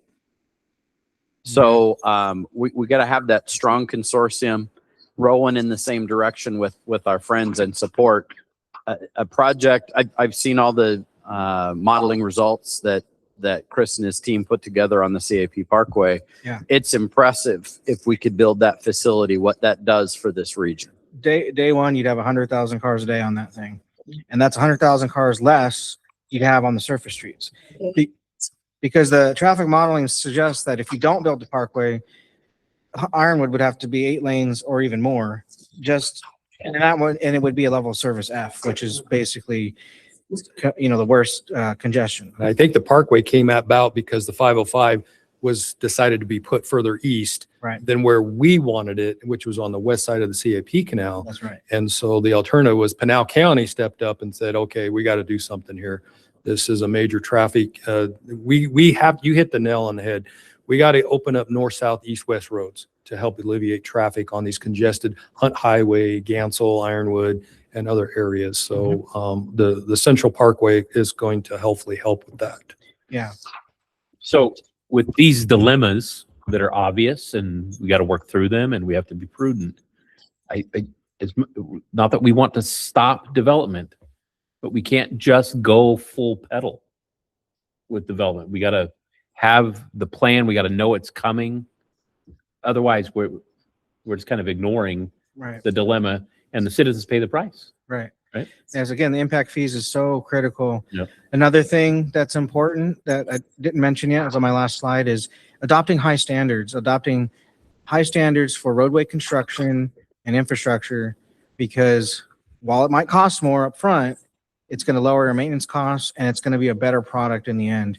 And it'll last longer and you'll have a more robust transportation network.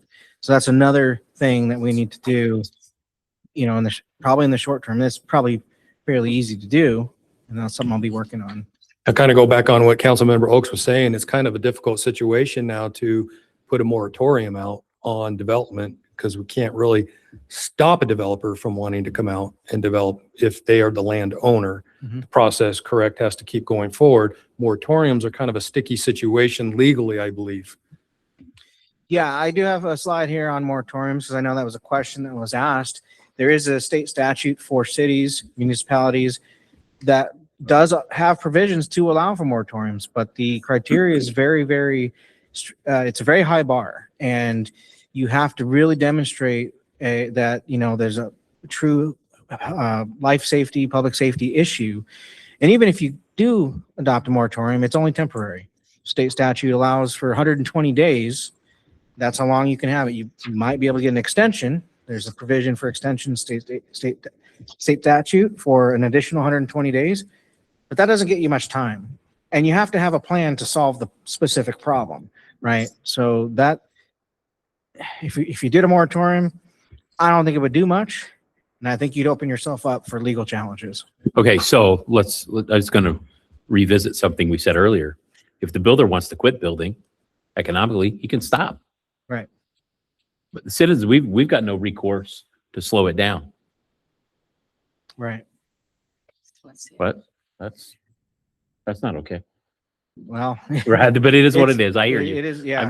I'm making that point for myself, mental note. Right. And I have a slide here talking about that question too, is why can't we just stop issuing permits? And that gets into the US Constitution, Fifth Amendment, which has a takings clause where you're basically, if you limit someone's ability to exercise their property rights, that can be considered a takings. And then you may have to compensate that property owner for the property or loss of value or whatever. And Arizona is a very property rights, you know, pro property rights state. So it would be very challenging if you tried to do something like that.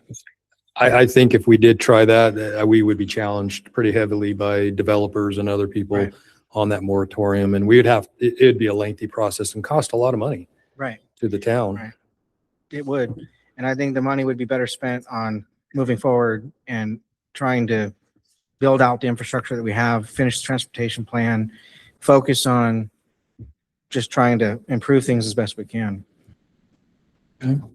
Yeah, and I guess my concern, with the continual building, I know we don't have any recourse on it, but I mean, the more building we have, the more congested our roads are, the more accidents, the more deaths.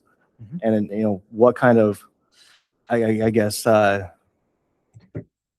can we be held accountable for that when we're building a city that the roads don't support the growth? Well, that goes back to the transportation plan, because when you have a transportation plan, well, there's also another plan we haven't talked about. It's like a safety action plan where you have these safety issues that need to be addressed. And if you've done a plan, that protects you from liability, because yeah, you're aware of an issue, but just you may not have the money to fix it. So it's on a plan somewhere. You have a plan to fix it. You'll get to it in 1 year, 2 years, or however many years when you can get the money to do it. But having that plan in place will protect you from some liability for things like that. All right. So I can't remember there's a disclaimer that's usually put in these studies. Are you familiar with that? Well, my comment was we are headed towards some legal issues that might be best addressed in executive session, where you can receive direct legal advice on those matters. Okay. Thanks, Alan. So, Okay.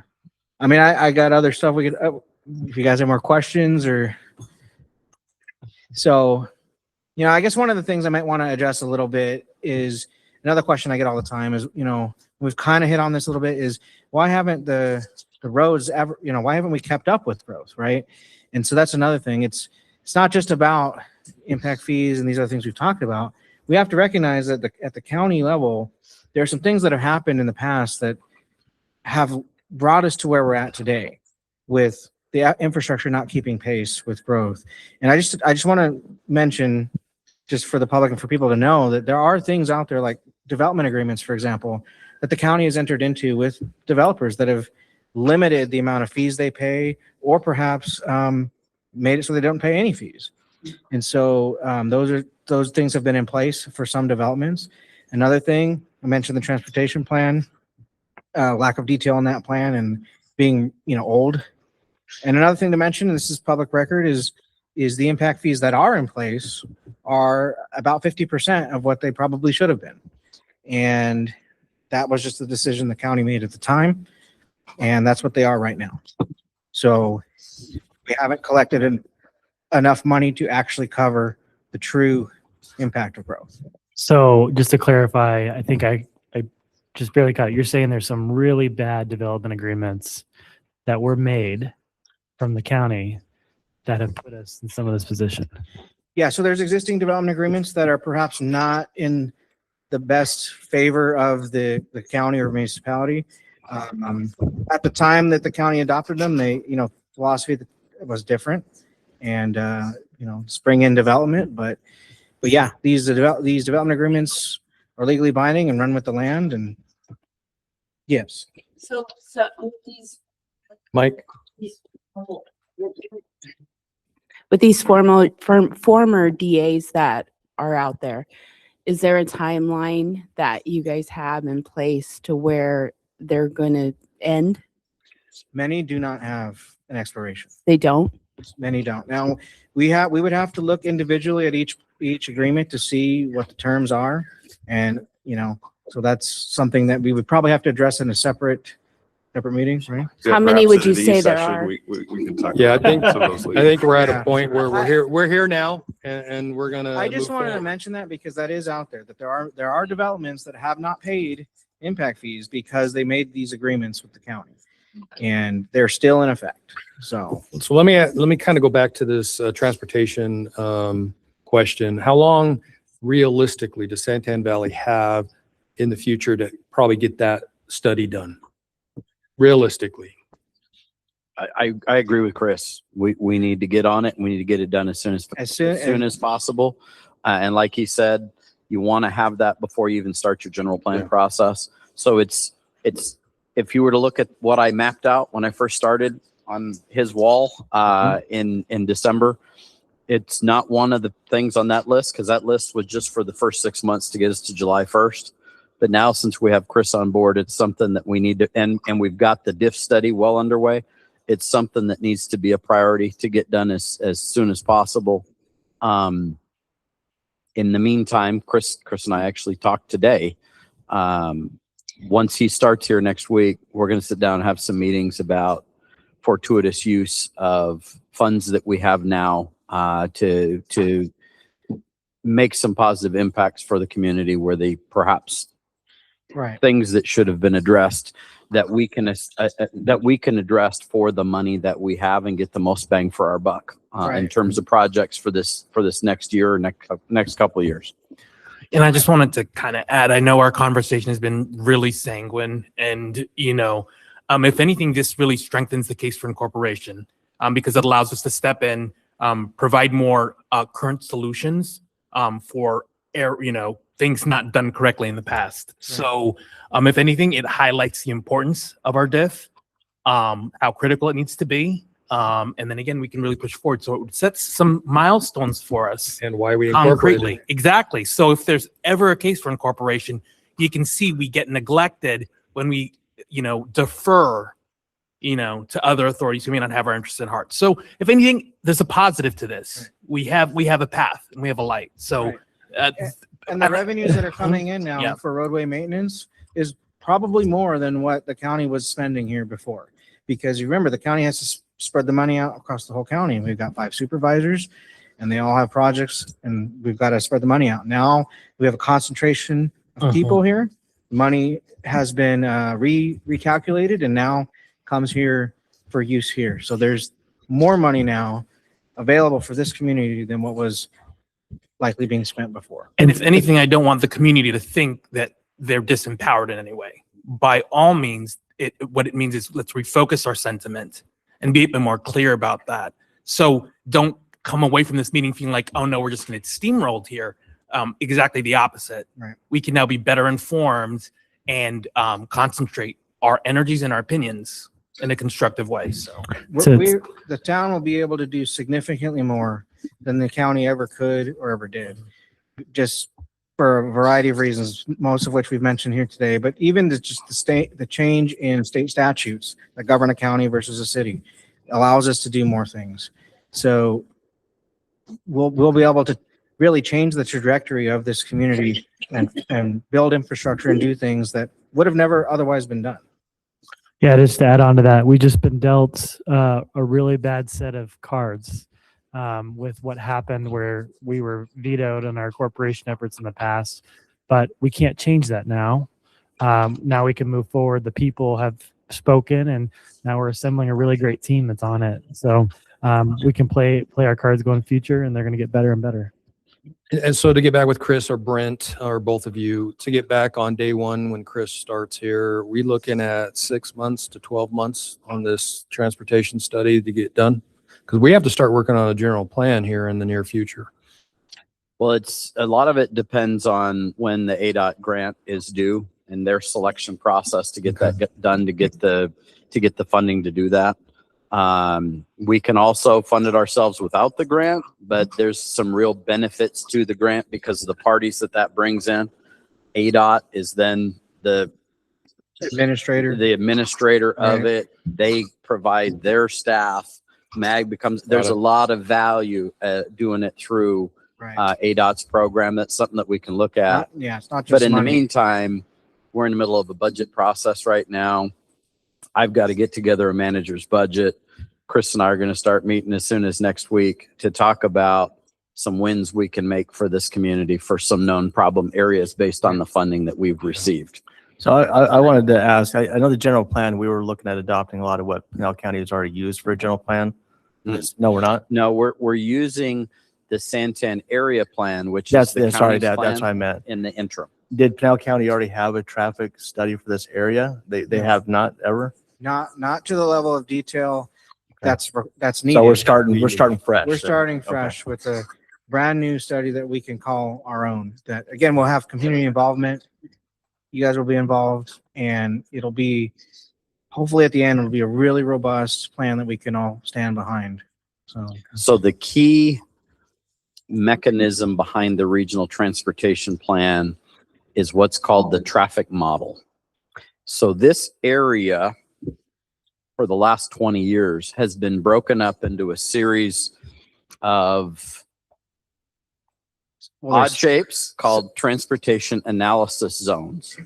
And as the socioeconomics change, the number of houses in a subdivision multiplied by the number of people per household for a residential community, for a commercial community, it has to do with floor area ratio and how that relates to the ITE standards, or Institute of Transportation Engineers.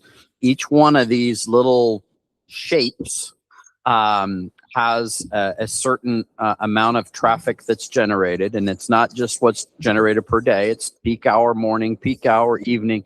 This is very high level computer power stuff. When you run these models, it takes days, not minutes, to run a transportation model.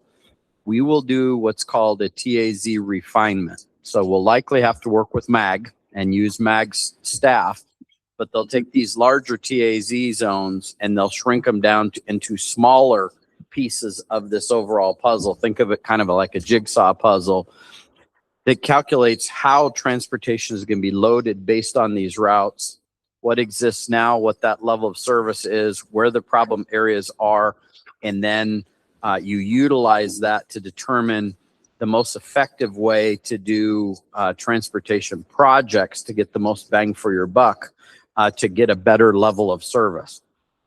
Other information comes into that as well in terms of projected socioeconomics, high accident locations, but you end up with this computer analysis that's essentially done that determines where you're at today, where you're going to be in 5 years, where you're going to be in 10 years, where you're going to be in 20 years, and which projects need to happen at which time frames with respect to that. Also bringing in signal warrant analysis. So that's why these studies take a long time, is just building the model will take 3 or 4 months. It's a very interesting process and will give us the tools that we need to fully understand where the projects need to occur, the problems that are to be solved, the projected costs associated with it, and maybe most importantly, a priority of projects and timelines when improvements are needed. Hopefully that's helpful for the public. Good. Anything else, Chris? Any other comments Maybe. or questions? Talk all night about this stuff if you want. Of course we could, Yes. but we don't have all night. Midnight's not far away. But I don't have anything. Do you have else. anything else to add? No, I'm excited for the town's future and what we can do here is just a lot of potential. It's going to be really cool.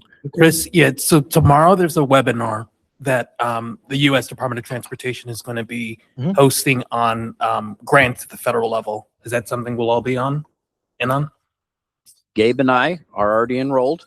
Okay. I sent it to Chris today in case he had an opportunity to join. And I also sent it to all the council members so that you could join if you wanted to. And it's going to talk about a number of different grant programs and was sent to us from one of our senators. Thanks. Okay, with no further discussion, thank you, Chris. Thanks. Chris, thank you for being here. Okay, at this point, we're approaching 8 o'clock. Does any council member want to take a 10-minute break? I hear a yes. We were going to recess this for 10 minutes. Sorry, Janet. We'll see you in 10 minutes.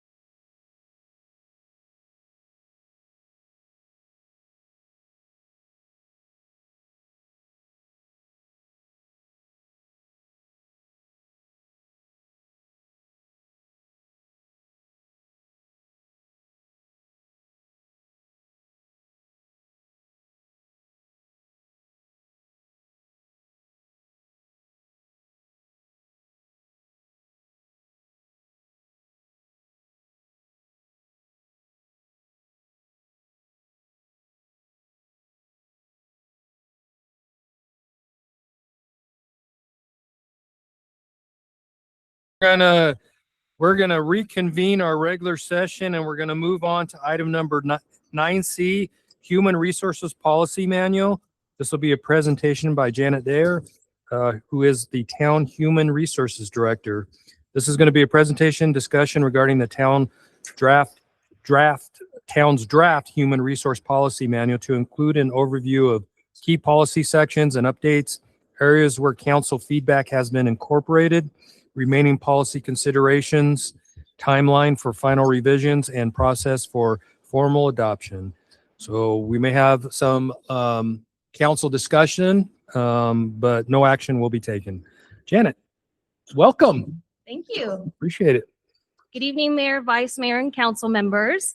You have all had the opportunity to review the Employee Resources Manual. This presentation will go over the main suggestions that were provided, along with staff's recommendation to certain policies. Let me try this. Yay, it worked. So there were 2 comments regarding residency requirements from council. The feedback was to remove this requirement. After further evaluation and consideration, the residency requirement has been completely removed. We want to ensure we are able to hire the best possible candidates and not create any barriers by requiring employees to live within town limits.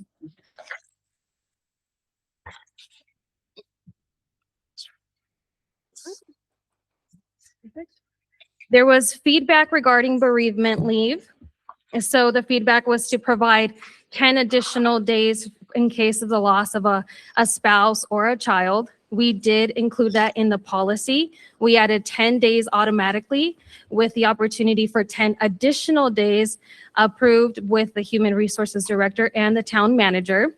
We also provided EAP services, which is now included in our benefits. So employees can utilize up to 8 sessions, and that EAP provides the grief support. On the additional 10 days, is there any particular standard or requirements or something that needs to be proven, or how would that go about? So they can just communicate with myself, the Human Resources Director, and then I'll coordinate and loop in Brent. And we will evaluate everything on a case-by-case basis, whether they're they're out of state or whatever that circumstance might be. Okay, makes sense. Thank you. On those dates, when does FMLA kick in? Is it after say you do the first 10 and the additional 10? And if there's an extension wanted, is that where like an FMLA would kick in? Yeah, so once the 10 days or 20 days in this case, the employee will have the opportunity to utilize any additional PTO time, or we can explore additional leave options. And FMLA could be a consideration if they meet the requirements. For let me change that. I actually have a question. Yes. The 10 additional days is for any reason as long as they've lost a spouse and a child, not particular reasons, right? Correct. Okay. Any spouse or child. And that's paid leave. And that is paid leave.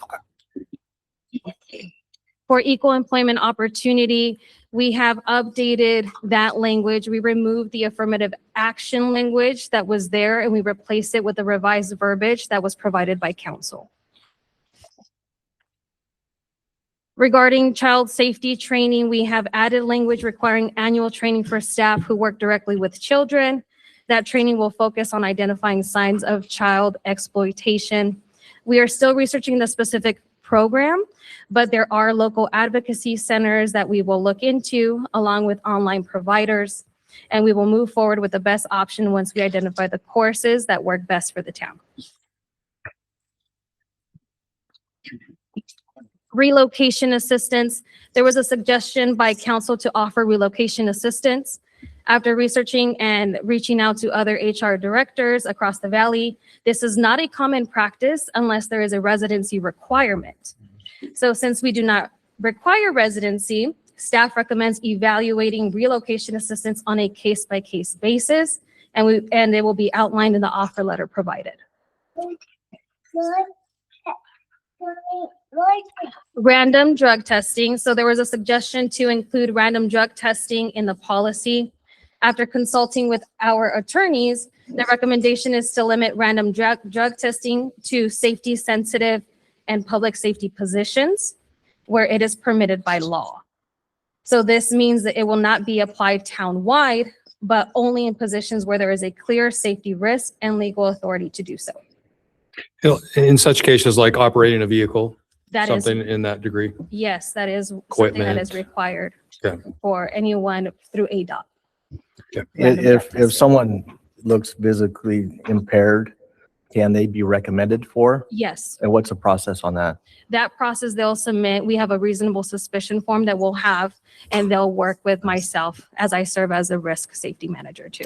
And would the same be if they were ever, an employee was ever, In an a accident. DUI or something like that? Yes, absolutely. They will qualify for that. Holidays. So most municipalities follow the federal holiday schedule. However, many do not observe Columbus Day due to varying perspectives. Staff recommends replacing Columbus Day with a floating holiday, and this would allow employees to use that day at their discretion throughout the year. I like that. Winter break, there was also suggestion to implement a winter closure from December 24th to January 1st. After discussing with other municipalities, this is not a common practice due to potential impacts on operations and service delivery. Staff's recommendation is to allow employees to use their holiday or personal leave as they choose rather than implementing a full closure. Makes sense. Telework, there was a suggestion to provide a telework policy. Our recommendation is allowing telework or alternative work arrangements after the probationary period and on a case-by-case basis. Not all positions will be eligible as some roles require an in-person presence to maintain operations and service levels. And I believe we might be at a point here where we might be kind of doing a teleworking option because of the capacity we have in our office. Is Yes, that sir. correct? Okay. Yes, Mayor. So we are officially at 8 employees and we have 8 cubes. We'll have to have flex schedules. Is that what we call them? Okay. Case-by-case basis. Great. Yeah, and I think in the future, once we do have space to explore just ad hoc Yeah. accommodations as well when needed. Yep. So an AI policy was also suggested. Our IT director is actively working on an AI policy, and it is currently under review with our attorney's office. So more information will be brought forward in a future council meeting. At this time, this concludes the presentation and addresses all of the feedback that I received from council. So I welcome any additional feedback, or at this time, I can answer any questions. Questions? On the reload, can we get a bit more specific in terms of distance from Santan Valley when reload would be a consideration? Like if they live 50 miles outside of town limits?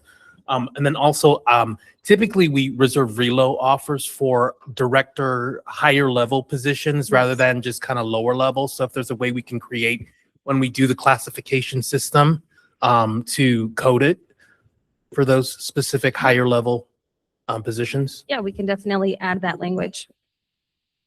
Yeah, I think that'd be good. Director level. I agree with that. I just want to make a comment that I appreciate everything staff did. I feel like you guys really thought through the considerations, and although not everything was added, I think you guys were thoughtful about how you went about it. So I just want to say I appreciate how much thought you guys gave this. Thank you, Vice Mayor.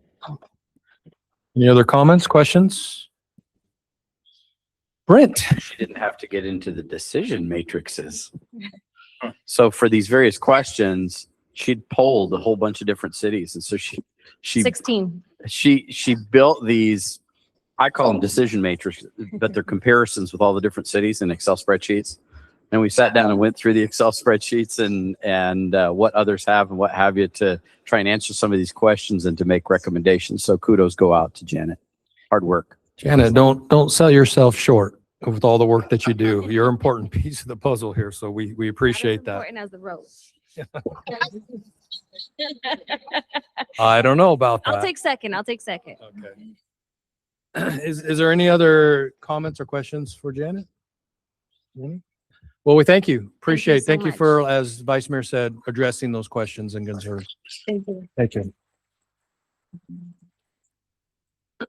Okay, this is going to move us to item number 9D, Pinal Emergency Notification System, or otherwise known as PINS.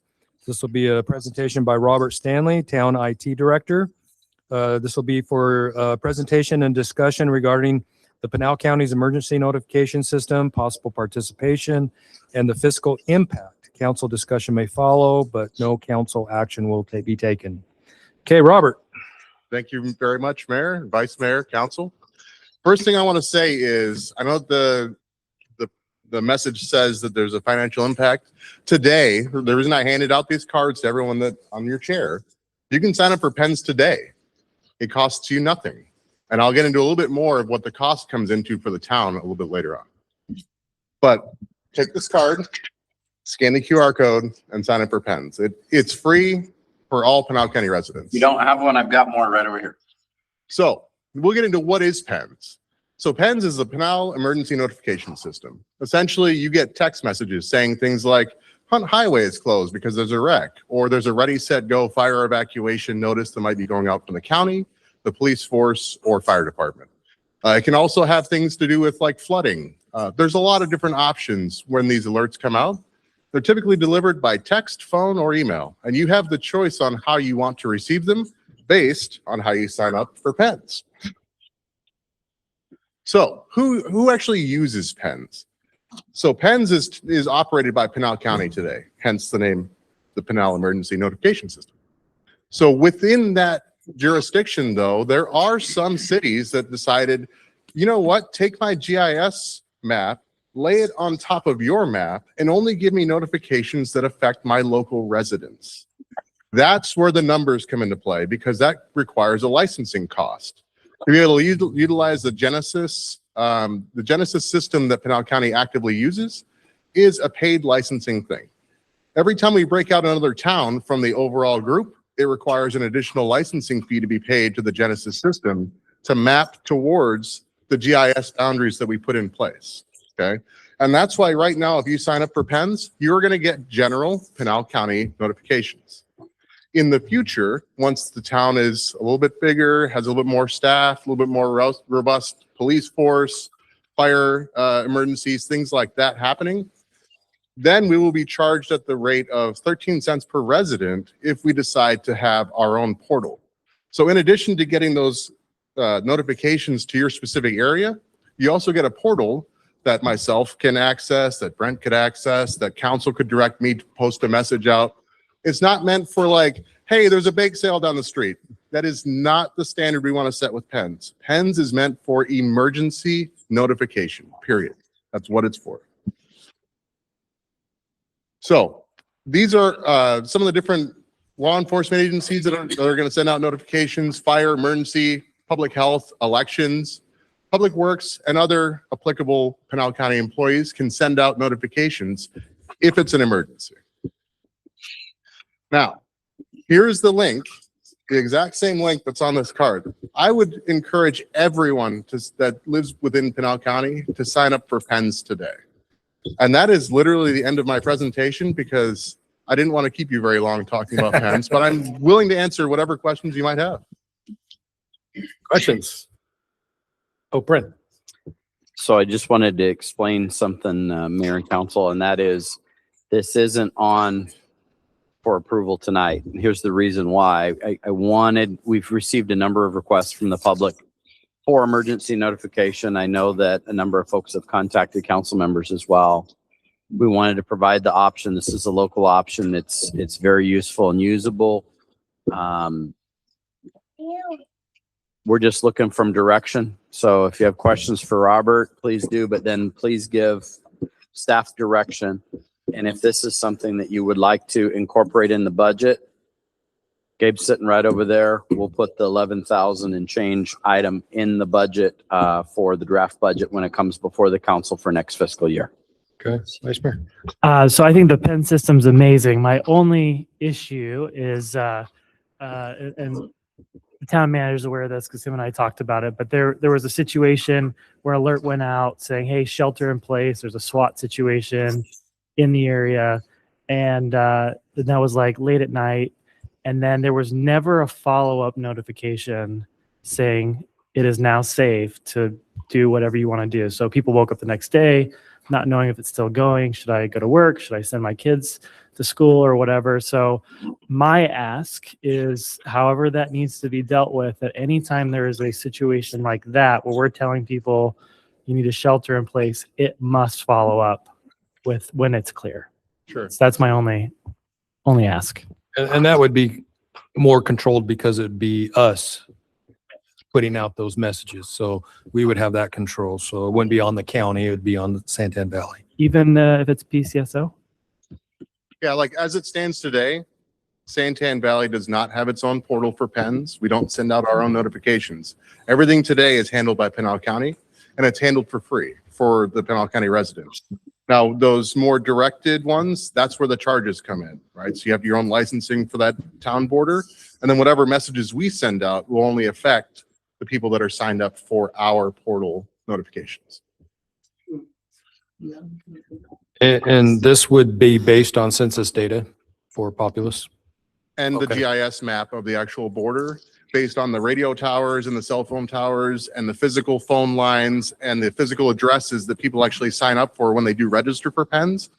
Then within those borders, it looks at both of those pieces of data and says, okay, house within this border, you're going to get the notification. And Mr. that would, Mayor, you'll notice that we used the Yeah. 2020 saw census that. number. yes, and that, yeah, 13 cents is about 11,869, Yes, sir. which isn't probably the true number of Santan Valley, but anyways. So you're saying if we put this in the budget, we create our own portal, who is sending it out? So let's say if we end up contracting with PCSO for public safety, are someone on our staff putting those messages out at that point? I believe it would still come from PCSO, but we'll be interlinked with it. So hopefully we can make sure the lack of follow-up notification doesn't happen because we'll be engaged with that. Great. Absolutely. And I would recommend that we look at this as a future idea, because you're going to want to have your own police force sending out these notifications. You're going to want to have your own public officials that are dealing with these emergency situations, sending these out. In the meantime, Pinal County is sending out notifications. So when Hunt Highway was closed, I got a notification on my phone that Hunt Highway was closed. It's within Santan. I live within Santan, but anyone in Pinal County would have also got that notification if they're just signed up with the general PENS notification. Okay. In our case, we'll be specific just to our border, to our town. Once we get to there, yep. Absolutely. And it could be segmented out to specific portions of the municipality, correct? Not by every resident in the city, Yeah. depending on the alert. Right, absolutely. Is there a way that elected officials get all of those alerts so that we're aware of all the alerts that are going out? I don't know. That would be a Robert question, but yeah, you can, if there was a hostage situation in a subdivision, you can just send it out to anybody who's enrolled in that subdivision. Yeah, I guess what I'm saying is it possible for elected officials to know every alert that goes out? We can get that to our phones, so we're aware of all the notifications that are going out in our community.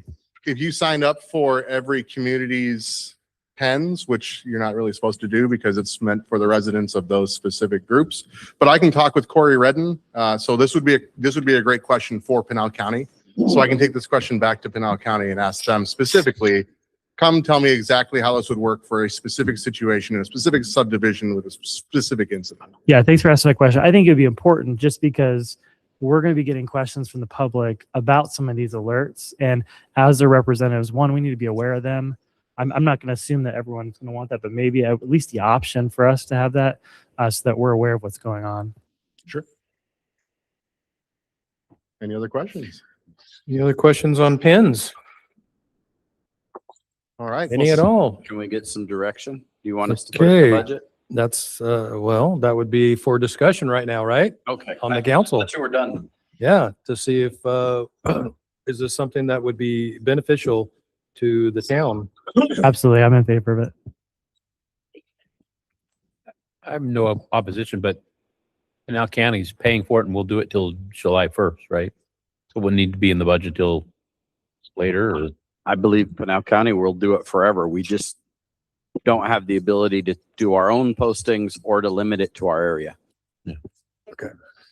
As of today, it would cost us nothing to continue with the way that it operates today.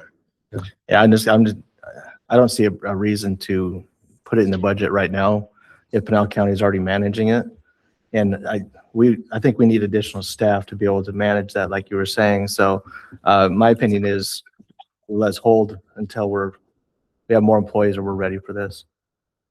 Yeah, and what, in the future, what ideally, how long out would you, I kind of agree with Councilmember Tyler, when we have more staff members, but how long in the future would you feel would be ideal for the town? I would say 12 to 18 months. We'd readdress this back then or at that time. Robert, can you give me an example of something that might come from Santan Valley that would not come from Pinal County? For sure. Well, I only get the Pinal County general ones, but for instance, the example that you used of a SWAT event, if something like that happened within the Santan Valley border, that would be one that you'd want to keep in that specific region. The other more general closures, like the Hunt Highway closure, that would be obviously an important one for Santan Valley residents to know, because if Hunt Highway is closed, you're not really moving anywhere else. So those types of notifications. So I agree. I think this is an urgent item. And I think the 12-month time frame is satisfactory. So. Okay. Any other comments, questions? Council? Brent? Correct me if I'm wrong, but say we have a couple of issues and it's 3 months from now, and council changes its mind and says, yeah, based on this, and this happening, I think we need to move forward. I think the beautiful thing about this is we don't have to make a decision right now.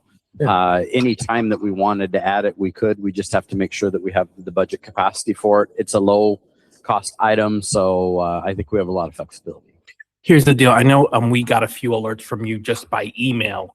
Were those transmitted on the PENS system? No. So there you go. When you talk about I meant fires that personal occur, PENS. that's yeah. So, Well, why don't we just keep you? so when you talk about a big fire in a neighborhood, for example, like it would go unnoticed. And for anyone in the proximate area, they might not even know either. So again, like I said, I do want to kick it up as soon as is practicable. Absolutely. So for that specific incident that he's referring to with the house fire, I'm not sure if that would have been considered a regional PENS notification, though, if it affected one home.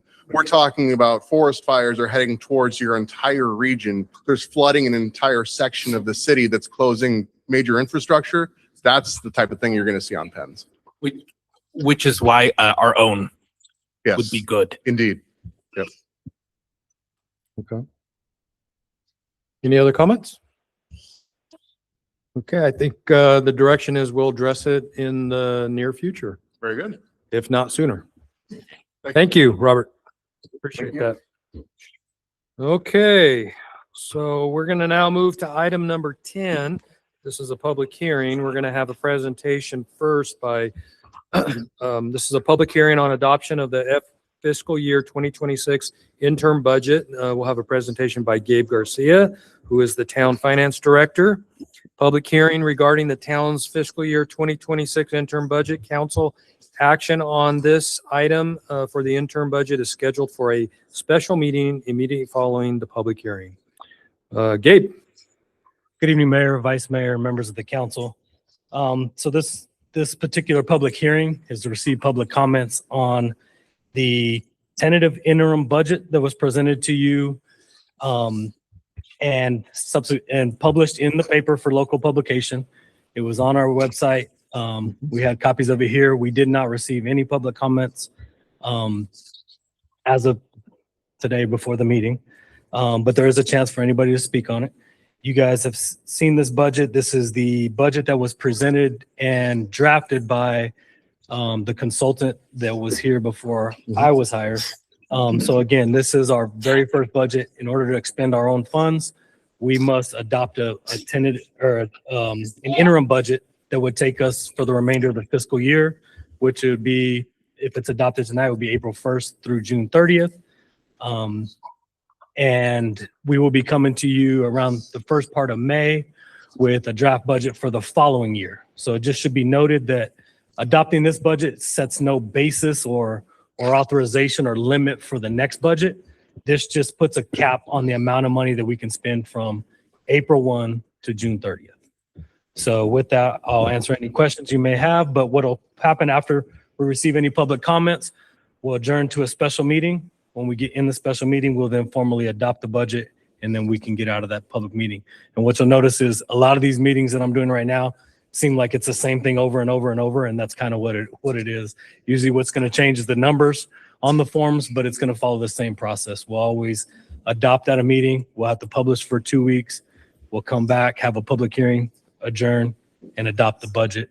It's kind of the same cycle every year. So, and to note that this passing of this budget now will allow us to access and spend the state shared revenue funds that we've currently been receiving. That is correct, Mayor. And actually, with the benefit plan that you approved tonight, with the ASRS resolutions that we had at the previous meeting, this actually sets us up to have everything we need for all of the employees 1 through 8 and beyond to become actual employees of the town, as we'll be able to produce our own payroll beginning that first payroll on May 8th. So, and we'll effectively end the ESI contracts that you guys have been, the staff members have been under. There will be one staff member that will remain on that contract for specific provisions for 1 year. But yeah, and then we will still maintain the relationship with ESI in the event that somebody else retires and wants to come back on that program. But yeah, effectively the other employees contracts will come to an end, and then we'll become employees of Santan Valley at that point. Correct. Okay. Questions? On here, there's the contingency line item at 6.5 million. I was wondering if you could just elaborate on that for the Sure. public. So when the consultants put this together, it's really hard when at that point when you guys had the consultants come in, there was one employee and a contract with an attorney. They did their best effort to say, what is it going to take to get these departments going? You know, you're going to have a finance department, an HR department, IT department. You're going to have these people. They put together their best estimate of what it was going to take to get to this point. The remaining funds were put into this contingency line item. The contingency line item just gives us that flexibility to be able to spend. So we implemented our Tyler technologies, our benefits. We didn't know a price tag on those. Those were estimates. Well, this will allow us, if they exceed the estimate in the budget, that with council approval, that we can use that money to then still accept those contracts or provide those services as outlined. Great. So up to a certain dollar amount, it'll have to come back to the council for approval on those contingency funds. Is that what I'm understanding? Vice Mayor, that's correct. So right now you have a kind of a temporary provision that outlined a procurement policy where Brent has authority, anything under $75,000. Anything over 75,000 would have to go to council. And typically, if it's something that's not budgeted, that's going to come out of contingency, it requires a council approval to be able to then spend that money. So it's not just, the contingency you don't want to make it seem like it's just a blank check. It's like actually things that we have to have a process to implement. Typically, it'd probably be a bigger type of a project. One of the thing is one of the state law requires us to budget all monies received. And so that was our best estimate of all the money we were going to receive from the time you incorporated until June 30. So that $14.7 million is what we anticipate having by the end of the year. So the delta between the budgeted expenditures by the consultant and the money we're actually receiving, that goes into a contingency or potentially carryover for the next year. Okay, so we get to June 30th and there's 6 million left in that contingency. That rolls over Correct. next year in contingency still, right? That Or becomes can be part of what we reallocated. call fund balance. So if you notice the budget, this right now is broken into two categories. There's general fund, which we estimate about 10 million. And then there's HERF, which is special revenue. That's a restricted revenue, could only be used for road projects. That's at 4.725 million. So any remaining balance of the 4.725 will then become beginning fund balance for the next year. Sure. Which we'll use to formulate what our plan is going to look like for the next year. Any amount of the 10 million that's going to be left over, that's what we'll use to formulate as a beginning balance carryover. So usually, typically when money goes into carryover, we like to earmark those for more, not ongoing operations, because that money's already received. It's not an ongoing revenue stream. Right. Meaning if we spend that contingency, unless we don't spend money again that we budgeted, there's no mechanism to replace that. And so that second contingency under special revenue funds, that will be that's when, if it carries over, it goes into there. Correct. It's basically like a bank account balance for that particular. Correct. That's Yeah. exactly what it is. Okay. I would like to note that in a subsequent council meeting, what we will be doing is coming and asking for fund balance reserve amounts, meaning when we do start a budget, we would like to have a certain amount that's set aside, kind of like your rainy day fund. Yes. That's separate from just a general contingency amount. And that means if something happens or likely any money that we receive above and beyond our revenue estimates would likely go into that fund and carry us over. And that could be, you guys had a presentation about roads. A lot of roads, the estimate is going to be over $2 million a lane mile, I believe. So you can imagine doing one stretch of road, you may have to have carryover funds for a couple years to handle a big project. We talked about highway going from 2 lanes to potentially 7, he mentioned. So, I mean, you can imagine how much cost that is. So we'll have reserve requirements, but then you also have the carry or fund balance that you can use to carry out your CIP or other projects that you have. With the carryover, we had that max spending limit, what was it, 79 million, you said? 75. So if we keep on carrying over, we can only spend so much of that before we hit that max spending limit, or is that outside of that? Councilmember, that's a great question. So what happens is anything, we can only spend up to that amount. So let's say we receive 20 million between now and June 30th. We can only spend up to the 14th. Now we probably won't, and we're not going to, but even in the next year, if we receive 100 million and we can only spend 79, that money just goes into carryover. What Brent was talking about, we're going to come to you guys in May to call an election for a permanent base adjustment. That will allow us to spend above and beyond the state imposed limitation.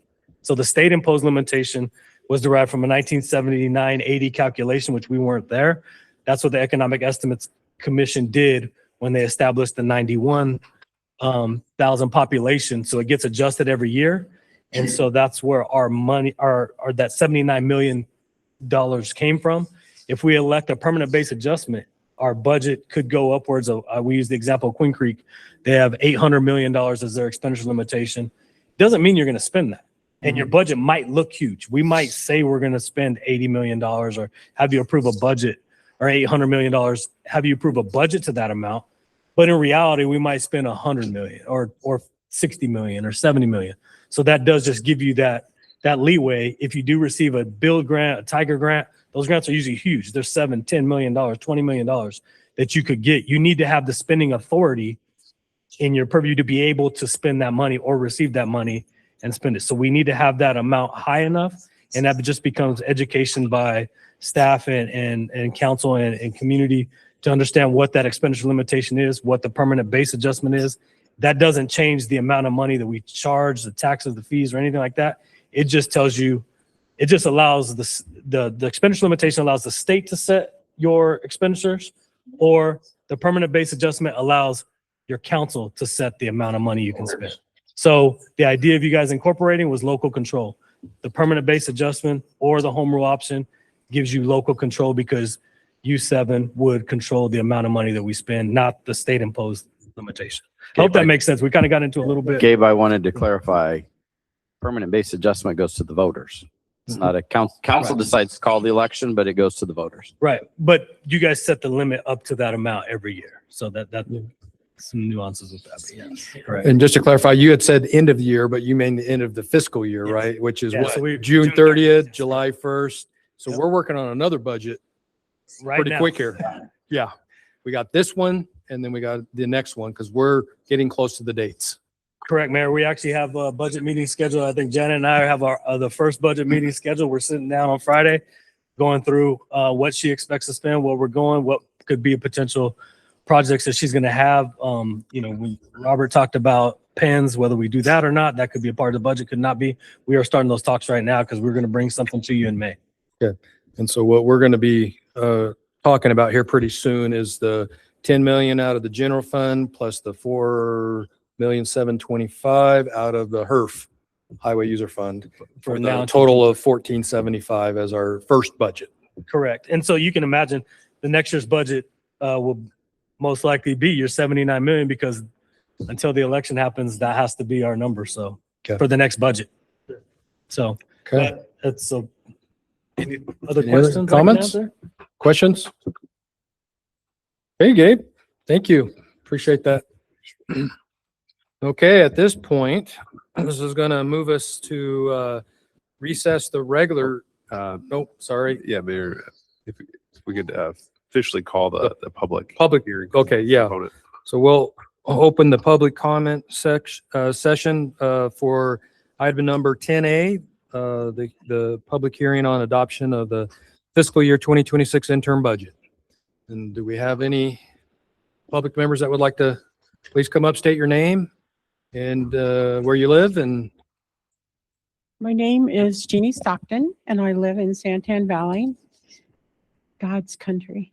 I have a couple of questions about the PENS unit. One thing that you may want to consider, and I know this is a little off track, when we have water outages, that's very important because we had a water outage and EPCOR didn't have any way of letting the people know.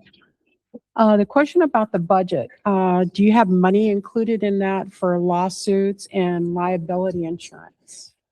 yes, we probably should get back to that after we close the public portion, or would that be something? Mayor, to control the flow and the Yeah. management of the meeting, that would work. Do you want to make a note of that and then we'll have you come back up and address those questions? Is there anyone else? Please come up and state your name and where you live. Karen Mooney, and I live in Santan Valley as well. I just had a couple of clips. So the end of the fiscal year is going to be June 30th of this year. Okay. There's a line item. I'm not knocking any of the items in here, just so you know. There's a line item for Parks and Recs for $221,100. They don't have any land. What is that about? So that's just something, I was just curious. And the contingency, will there be a transparency breakdown how those what those expenses are when the time comes, when the monies are spent? Will that be somewhere that we'll be able to see how that was spent? Thank you. Okay. Thank you. Anyone else? Please come forward. State your name and where you live. My name is Josh Statler and I live in Santan Valley. Mayor, Vice Mayor, Council. I'm a Vice President of the Santan Valley Little League. And I want to just bring everyone's attention to kind of the situations that we're running into constantly. Last spring, we had roughly about 30 teams. We currently use Combs Middle School as our home. If anyone has been to Combs Middle School fields, they're not in the best shape, right? The other thing that we run into is a lot of these HOAs try and kick us out because they don't want our ball players using their fields. They would rather use these fields for dog parks or, something else that these communities would rather have. And so it's very difficult to watch some of our teams, some of our coaches come across and come out to us as board members for the Little League and say, where do we practice?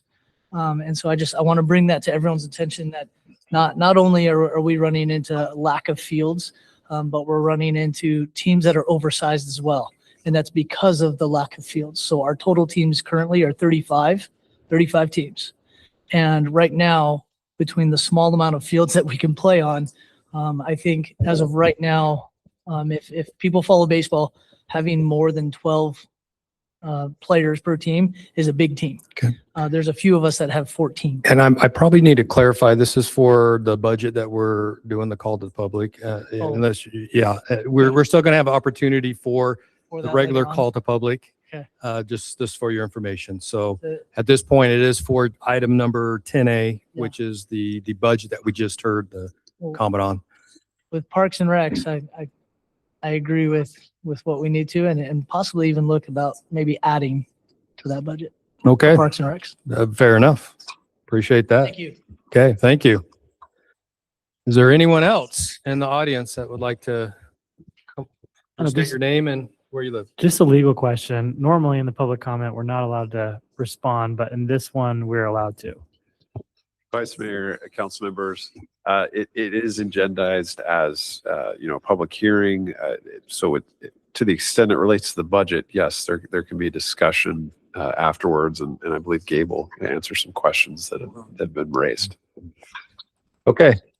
Hi, good evening, council. Todd Williams, Pecan Creek South.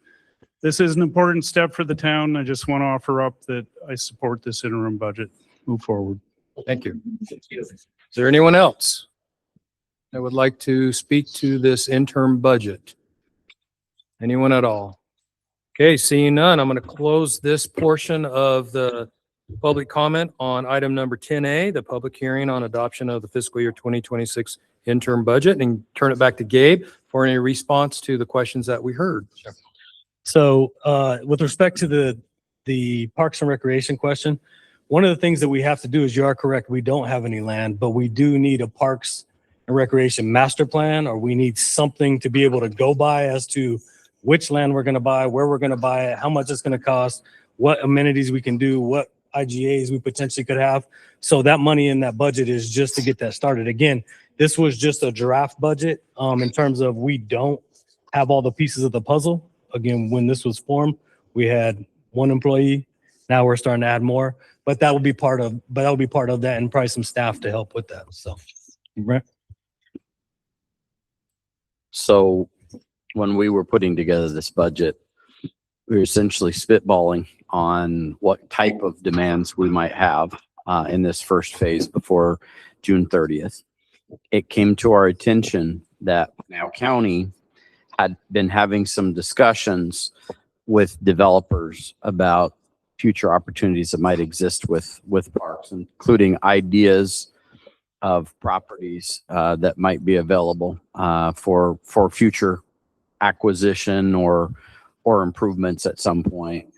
The reason we put the dollar amount in there was in case some of those concepts advanced and there was a need to buy in or study or try to understand the feasibility of being able to use that property, knowing that it wouldn't likely be spent, but just making sure that we put something in there in case Supervisor Goodman came to the mayor and vice mayor and said, hey, we've got this idea, we've got this willing partner, will you guys go in on a financial feasibility study or something along those lines? So it's an interim budget. It's just laying out some funds and their likely uses. And the thought was, we don't want to limit ourselves if an opportunity presents itself. So that's why that item's in there.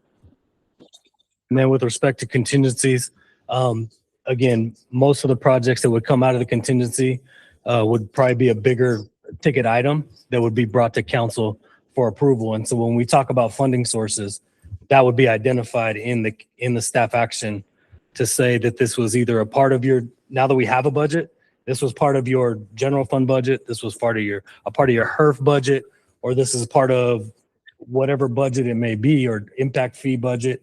So that would be identified. If it was something that wasn't budgeted, it would say that we plan to utilize contingency funds to be able to do this project. So.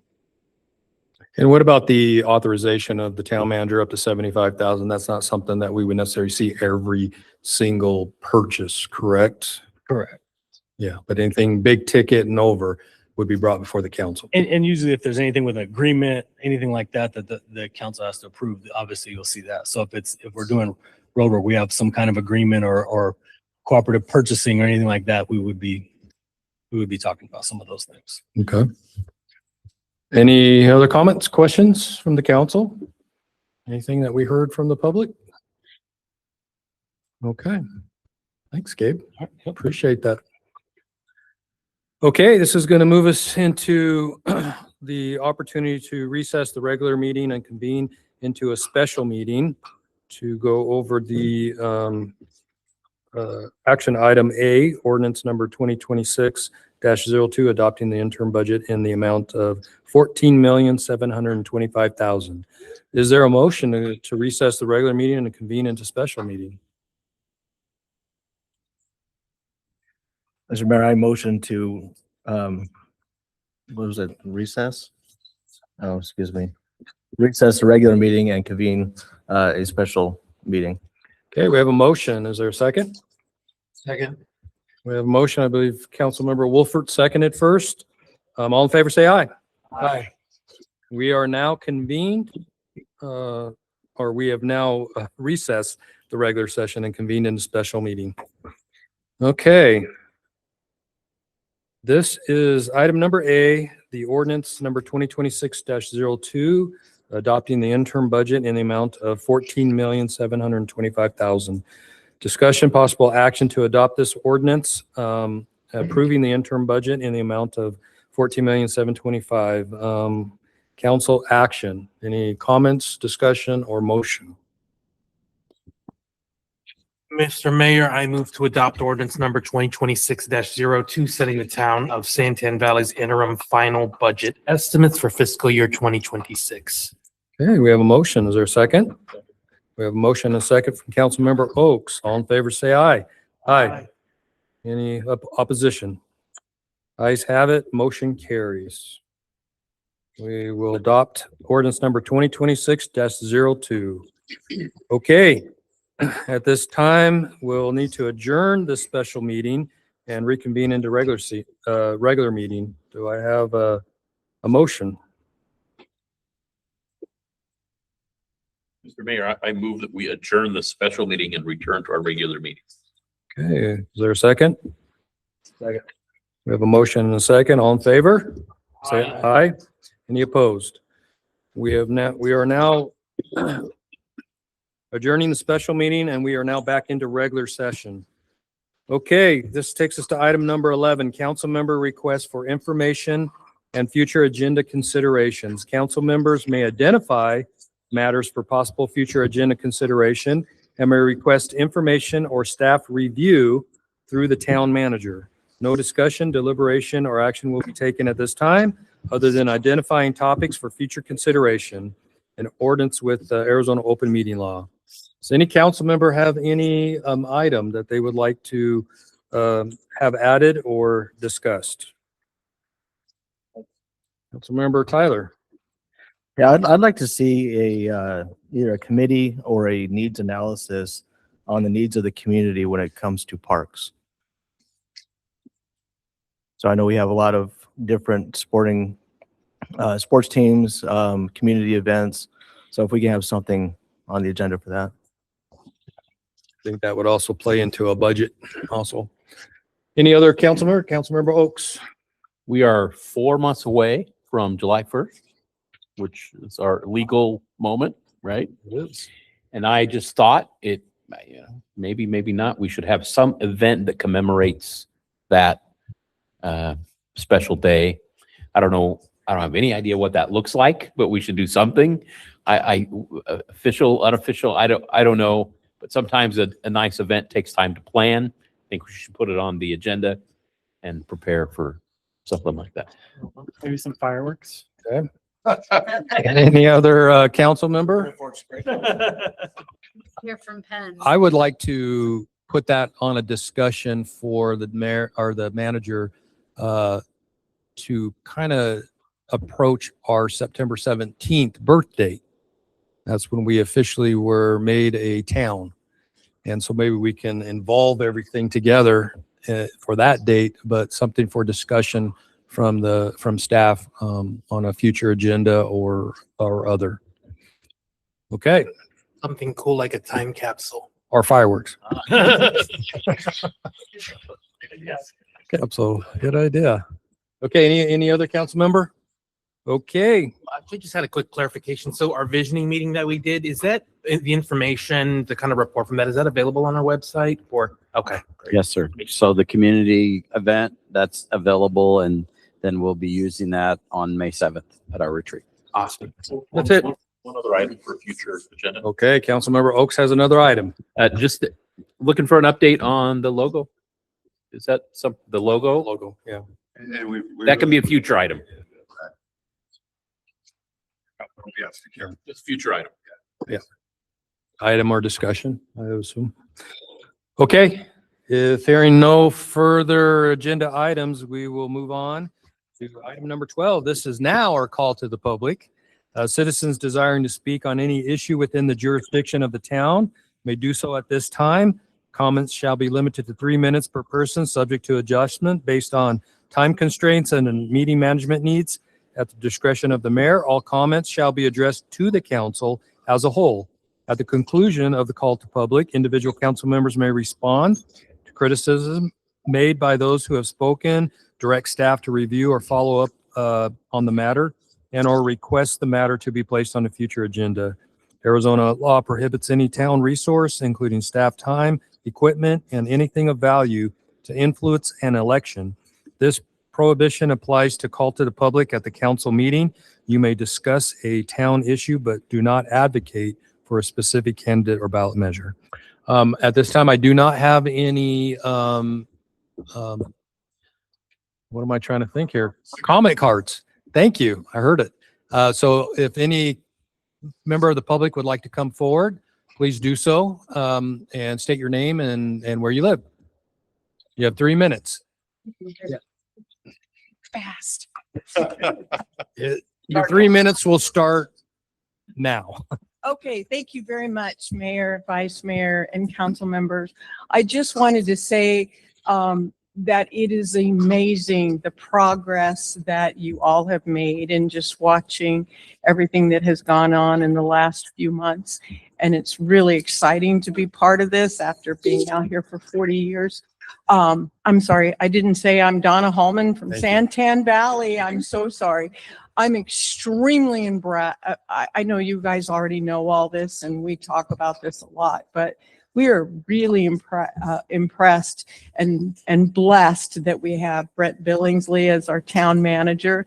It is just, he's like the Energizer rabbit. But in wrapping up my time, I kind of wanted to address the Pens issue for you to think about.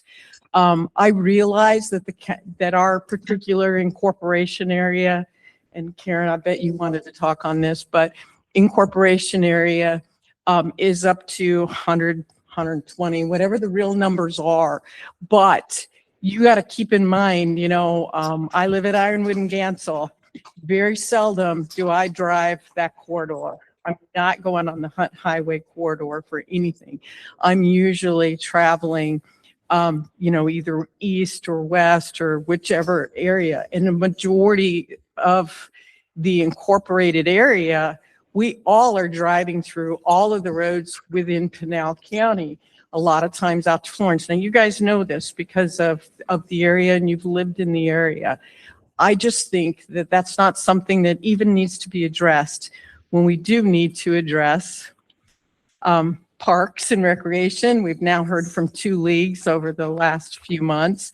Grant you, we don't have land and we can't do that. And the HOAs own their parks, so the members do.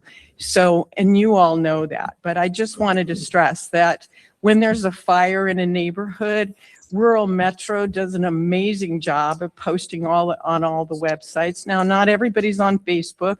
Not everybody's on Nextdoor. The town is a good example. They're on Nextdoor and not on Facebook. But you know, the news spreads pretty fast, and I'd rather see you take that money in the first couple of years until we get a fire department, as Robert mentioned. That is just my opinion. I think it'll get very confusing for people if it doesn't include all of Santan Valley. So I would hate for us to disenfranchise the unincorporated area of Santan Valley in case we're ever looking at annexing them. And grant you, we are different, but I just ask that you think about that because it could be an issue. Thank you. Very much. And thank you all for what you do. Thank you, Donna. May I add one really quick thing? Real I'm quick. sorry, 20 seconds. Isn't this Garrett's last meeting? No, No, one more? Okay, I didn't want to miss it. thank you. Okay, is there anyone else in the public? Please come forward, state your name and where you live. 3 minutes. Hi, Jeannie Stockton. I live in Santan Valley, God's country, USA. Anyway, the Pens, 91,300 people is our population. It should be based on registered users, not on population.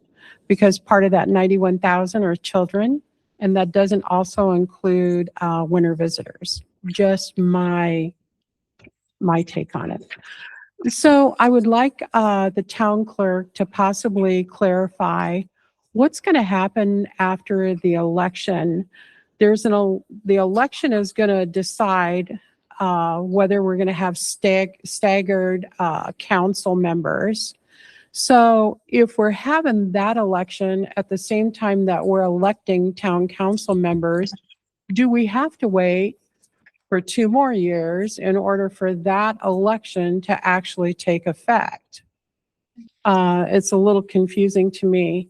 And I do know that the election, we're going to decide if we want to elect our own mayor and everything. So that kind of coincides with that. If we decide we're going to elect our own mayor, that's not going to work this first go around because everybody's running as town councilman. So if you could put some clarification somewhere out on the Arizona League or on our website, that would probably help clear up a little bit of confusion. Thank you. Thank you. Is there anyone else? Please come forward, state your name and where you live. And 3 minutes. My name is Karen Mooney. I live in Santan Valley. Good evening, Mayor, Vice Mayor, and council members. This was a phenomenal meeting this evening. Lots of great information. I appreciate it. A couple of points that I just wanted to bring up, like the emergency meetings for the legislation and stuff like that. I know towns are different than HOAs, but we do have where you can have an emergency meeting and notice only 24 hours. So sometimes those sorts of things, I don't know if your town has that or not the 48-hour notice. So you might be able to do that. On the transportation presentation, there are projects that have been delayed, postponed, and not even started that I'm aware of in just my area.